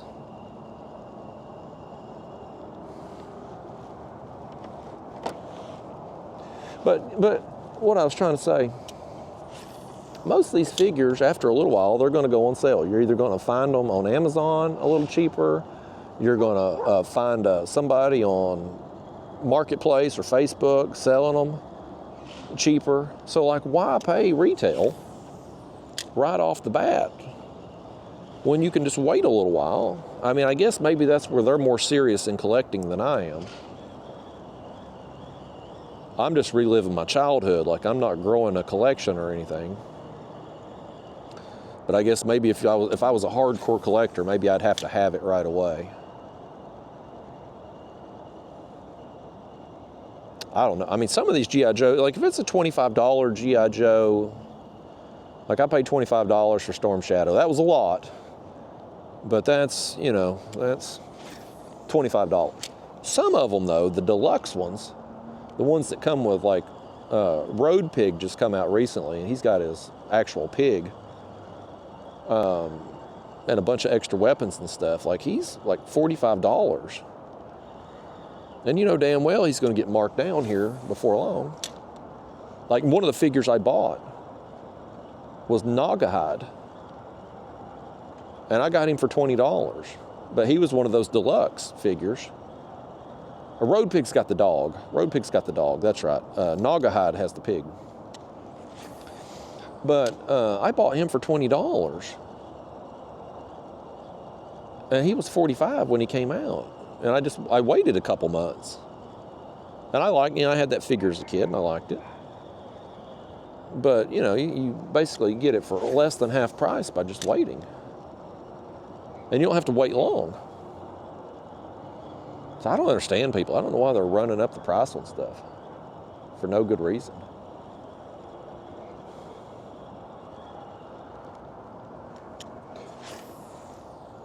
We're going to fish our way down here past Rover along this wall, and then we're going to have to make a decision. Do we keep going to the... There's fish. We're going to make a decision to reel this thing in is what we're going to do. Got another one. Boy, if you've stuck with me, I know it had to be hard to stick with me when we wasn't catching diddly poo earlier and I was getting discouraged, but it's paid off in the end for those of you that rode it out. We've got on them here. Sun's going down. It seems like the wind has calmed down a lot. Either that or we're just shielded from it where we are. Either way, the wind's not really affecting me much right now. And boy, we've got a lot of fish here in this last hour. We've really got several bites. I don't know how many fish we've gotten, but we've got several here in the last hour. But we're going to have to make a decision when we get down here. Do we end up going out to the left like I'd kind of initially planned on doing? Or do we make a quick run back up and hit this same area where we've nailed so many of them coming down through here and try to hit it again before dark? Because we are running out of daylight, folks. It's winding down on us here.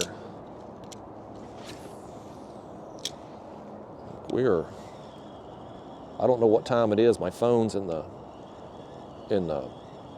bag behind the seat, so I don't have a clue what time it is. I just know it's getting dark about 6. Rover up here don't like us fishing. She's walking laps around this pool or whatever she's got going on up there. That's one way to get you exercise, just walk laps around the pool. She's talking to somebody. You think she's telling them about all the fish I'm caught down through here? She's probably like, Bobby, you got to get down here. I watched this guy in a kayak catch 35 peacock bass right here in front of the house, and here's another one. Here's another. She went back in that house. She ain't even going to see it. We got another. Oh, here she comes.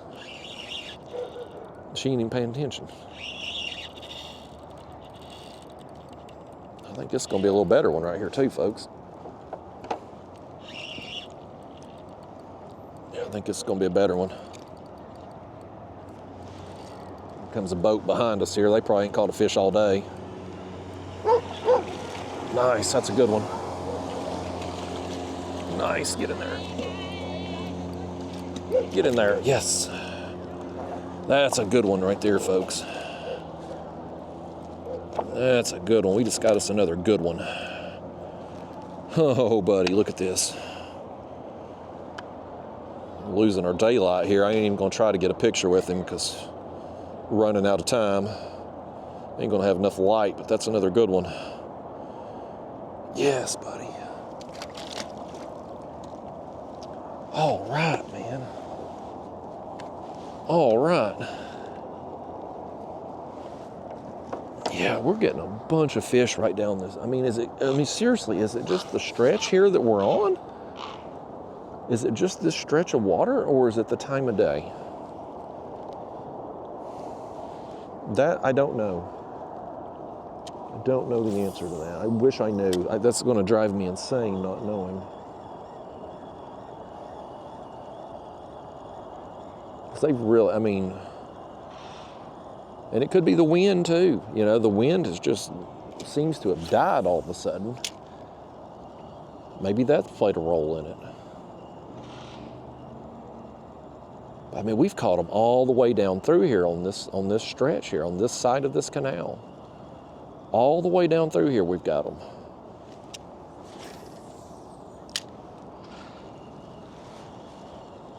We've impressed the hell out of that woman up there. I guarantee she's telling her friend about this.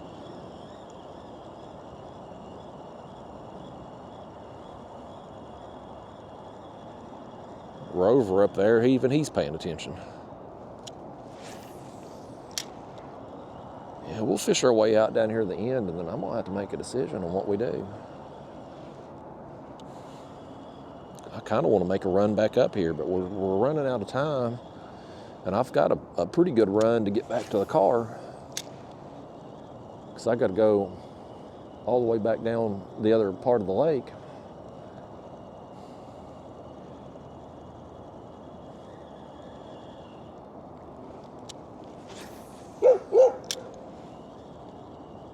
Rover's happy about it, buddy. I'm gonna catch one for him right here in a second.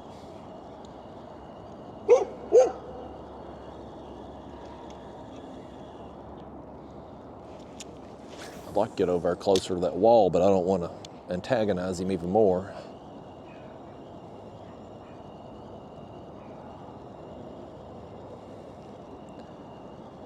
What a great afternoon it has turned into. It did not start out that way. We were 20, 30 minutes into it, I think, before we got the first bite.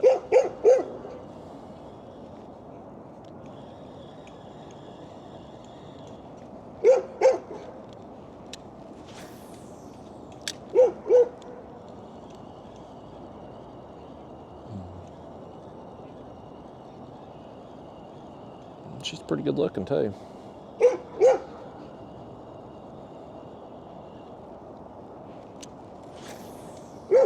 I think that was the one yesterday I seen grab a handful of dog crap with I think that's the house.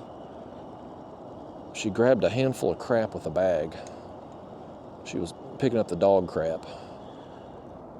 I think that's the same one. So I remember thinking she went from a 10 down to an 8 because she had a handful of crap. Well, I had one hit me then.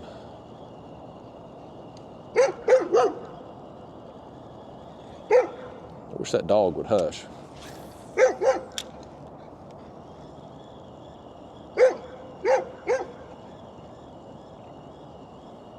I could stay a little longer past dark, but I don't have a light.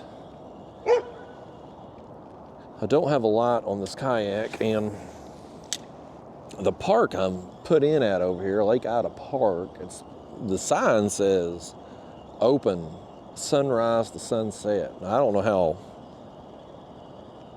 how strict they are on that. I don't know if they got people out there writing tickets or not. I was out. By the time I got back last night, it was completely dark. And so I didn't have no issues. They didn't have no gate closed. I don't even know if they have a gate at the entrance of this park, but I didn't have any issues. But still, if we make a run back down here to this canal, it's going to put me farther. One, we're going to have to waste time making the run down there, the time that we're running out of here at the end of daylight here. Whereas if we just keep going, we're going to end up doing more casts. But we know the area we just went through has a bunch of fish. Whereas we come out here and we turn, are there going to be any fish? I don't know. Got another one right here, though. I know that. Another small one. We've tore them up here, folks. We've tore them up. The last hour here of daylight, we've tore these fish up. Oh, got him. 2 in a row. Oh, that's actually a bluegill. Look at there. We got a bluegill on the spoon. Old sumo spoon getting it done for all species. I think that's a northern strain too. I ain't got time to measure you bluegill, but he's probably 8 inches or so. Well, they all tearing up the spoon, man. Sumo spoons for the win. Better get you some, folks. I ain't trying to sell you nothing, but these sumo spoons, they catch fish. I catch a bunch of skipjack and white bass on them at home I use for bait. And we catch them peacock bass on them down here.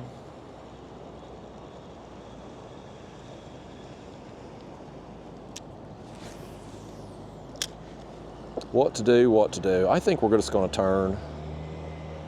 I think we're going to turn, folks. and just go to the left here. We may regret it, but we're going to get more casts. We only have a few minutes of daylight left, and I hate to waste that because it'll take me 5 to 7 minutes probably to go down there and get where we were going, or get where we started. Oh hell, somebody's out here at their fire pit. Gosh dang it. Nice night for it.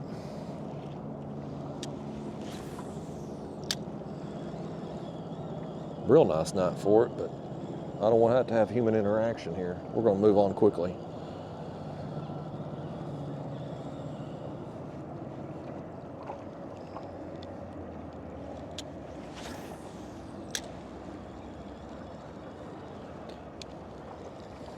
Howdy.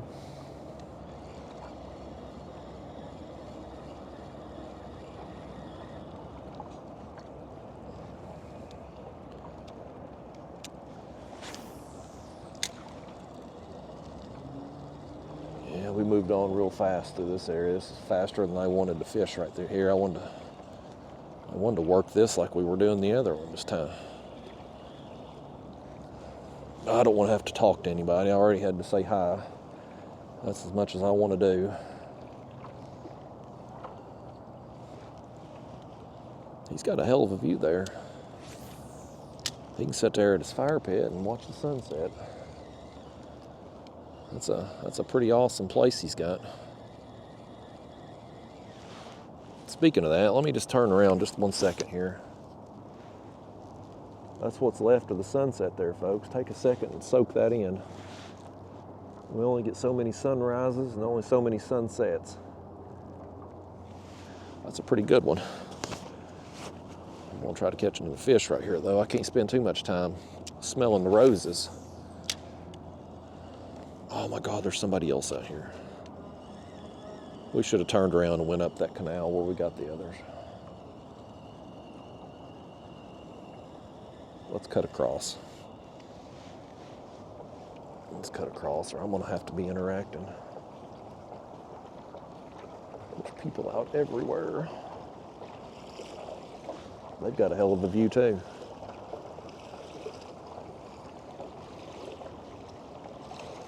Let's just run over here right quick. Let's try to find somewhere to fish where there's not people everywhere. This was the bank that we were trying to fish down initially that was getting pounded by the wind. The wind has just completely died. In the last half hour or so, the wind is just gone. Like it's calm. It's completely calm out here now. This area was getting pounded earlier. That's why we turned and went back over there to the other side to get out of it.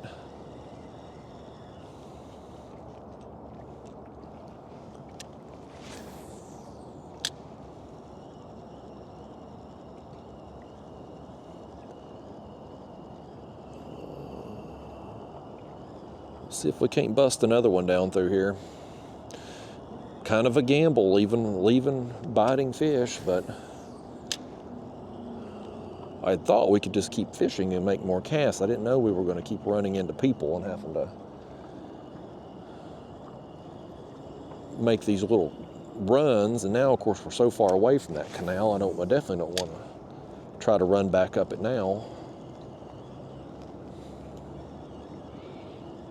We would have lost 5 to 7 minutes, though, for sure, reeling up and running back to the top of it.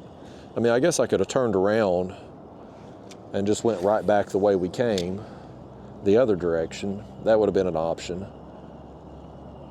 That would have probably been the smarter play. But then I would have ended even farther away from the car. At least going how we are here, at least I'm working my way back toward where I need to end up. So there's that.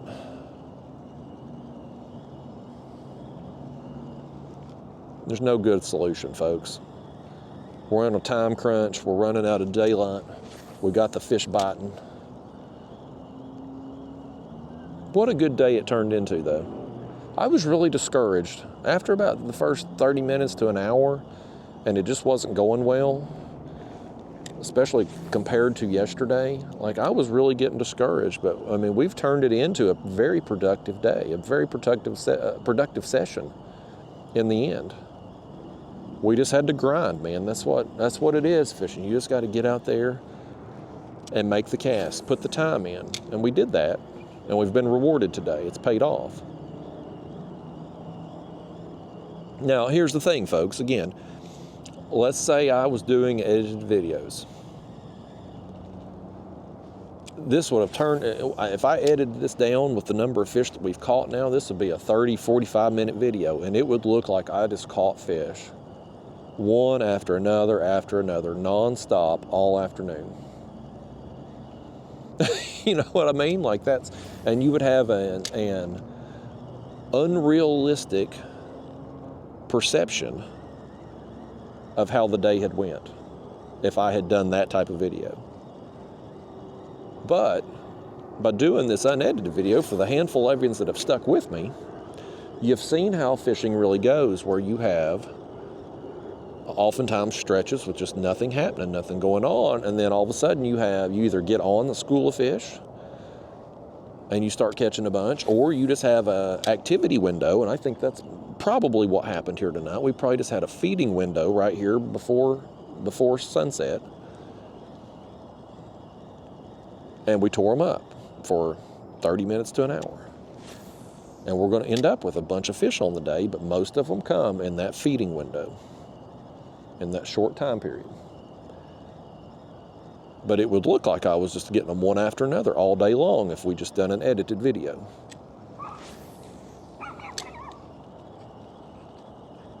I guess this guy's like, well, there's a fisherman out here. Let me go sick my dogs on him. Some of them yippy dogs, too.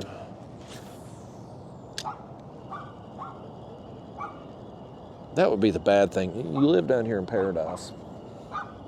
Super nice house, a super nice property. If you got stuck with a neighbor with a yippy dog like these people here, and you had to listen to that all the time while you're sitting out here on your patio trying to enjoy a sunset, that would be obnoxious.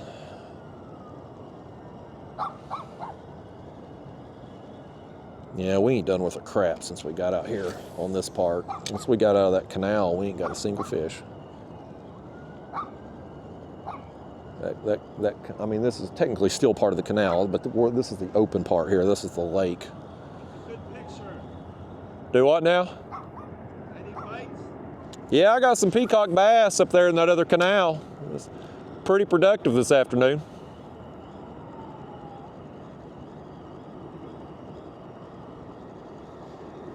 Running out of daylight. Yeah, here pretty good. Good luck. Thank you. Well, we've avoided human interaction all day. At least he didn't want to talk my head off.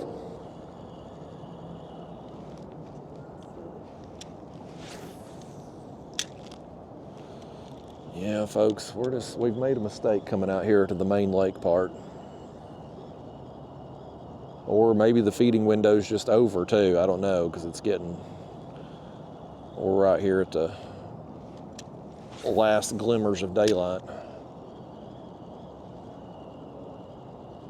It definitely turned on for like 30 minutes to an hour though, man. I've had that happen so many times, catfishing, and it's definitely, you know it's happened.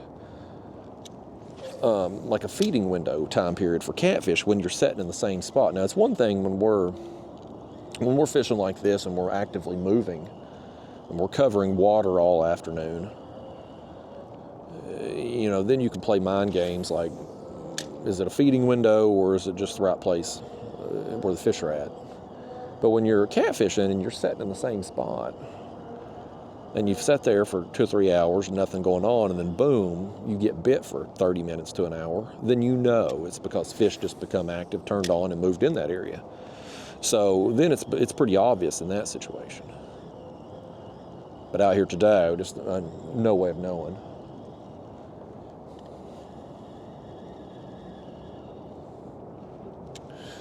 Regardless of why I'm happy it happened though.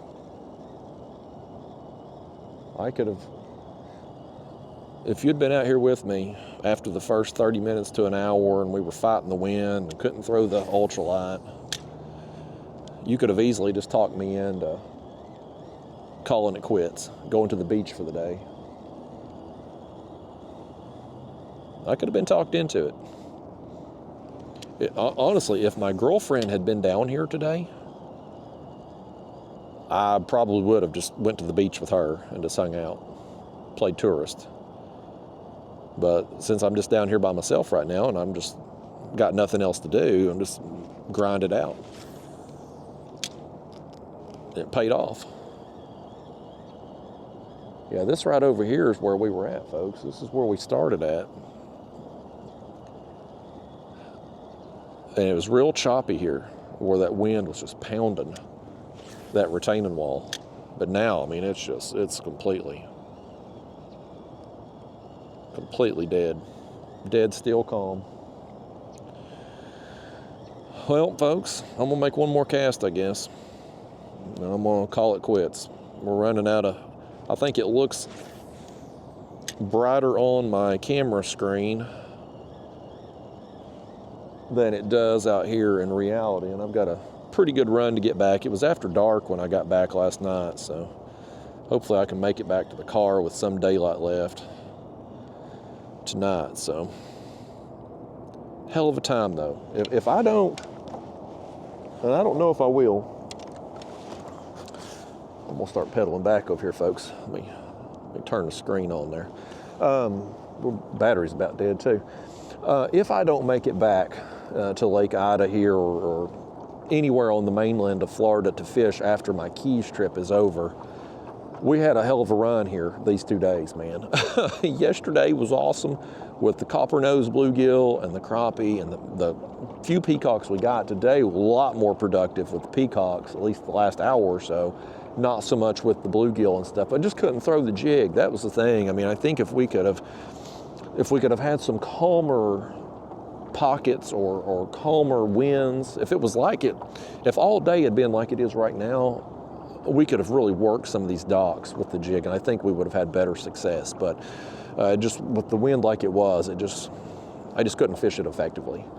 But by gosh, we made it count, man. We grinded, we hustled. So, you know, if I can't make it out here on my way back home, I'm still going to be very happy with how my Lake Ida trip went. I love it, man. I love this place. I mean, if I come to South Florida, I want to stop in here and make a few casts for sure. So anyway, I don't know what I'm going to do tomorrow. Game time decision in the morning, maybe. Maybe I come back out here in the morning. Maybe I try something else. I don't know. I'll figure that out tonight or in the morning, but probably will try to fish in the morning. If we get to the Keys at a reasonable hour tomorrow, you know, if we can't check in right away, there won't be nothing else for us to really do until we can get in. So I may just go out there and fish. And the girlfriend, you know, she'll be content sitting on the beach, especially being the first day there. So I don't know. We'll figure it out. But anyway, y'all, I'm gonna make my way back down through here to the car and try to find my way back wherever the hell that little canal is. Here's it. Okay, that's the pocket. Okay, it's over here to the left. You know, normally if I get lost, I got my graph and I got my GPS and all that. I ain't got my graph on this kayak, but the little canal, it goes over through here and it opens up to the bottom half of this lake, and then the bottom of it is the boat ramp. So I probably got a 15-minute run to get back. Hopefully there'll be a little light, because there wasn't any lights in the parking lot there when I got back. Made loading up a little bit difficult last night. But anyway, I'm rambling on here, folks. I'm gonna get off here. Keys, we'll definitely film a couple videos. I'm gonna take some time for me, but we'll film some videos down there in the Keys too. And this Florida vacation, man, it's just begun. The best is yet to come, as some Hallmark saying goes. So anyway, I'll see you in the next one. Thanks for coming with me today.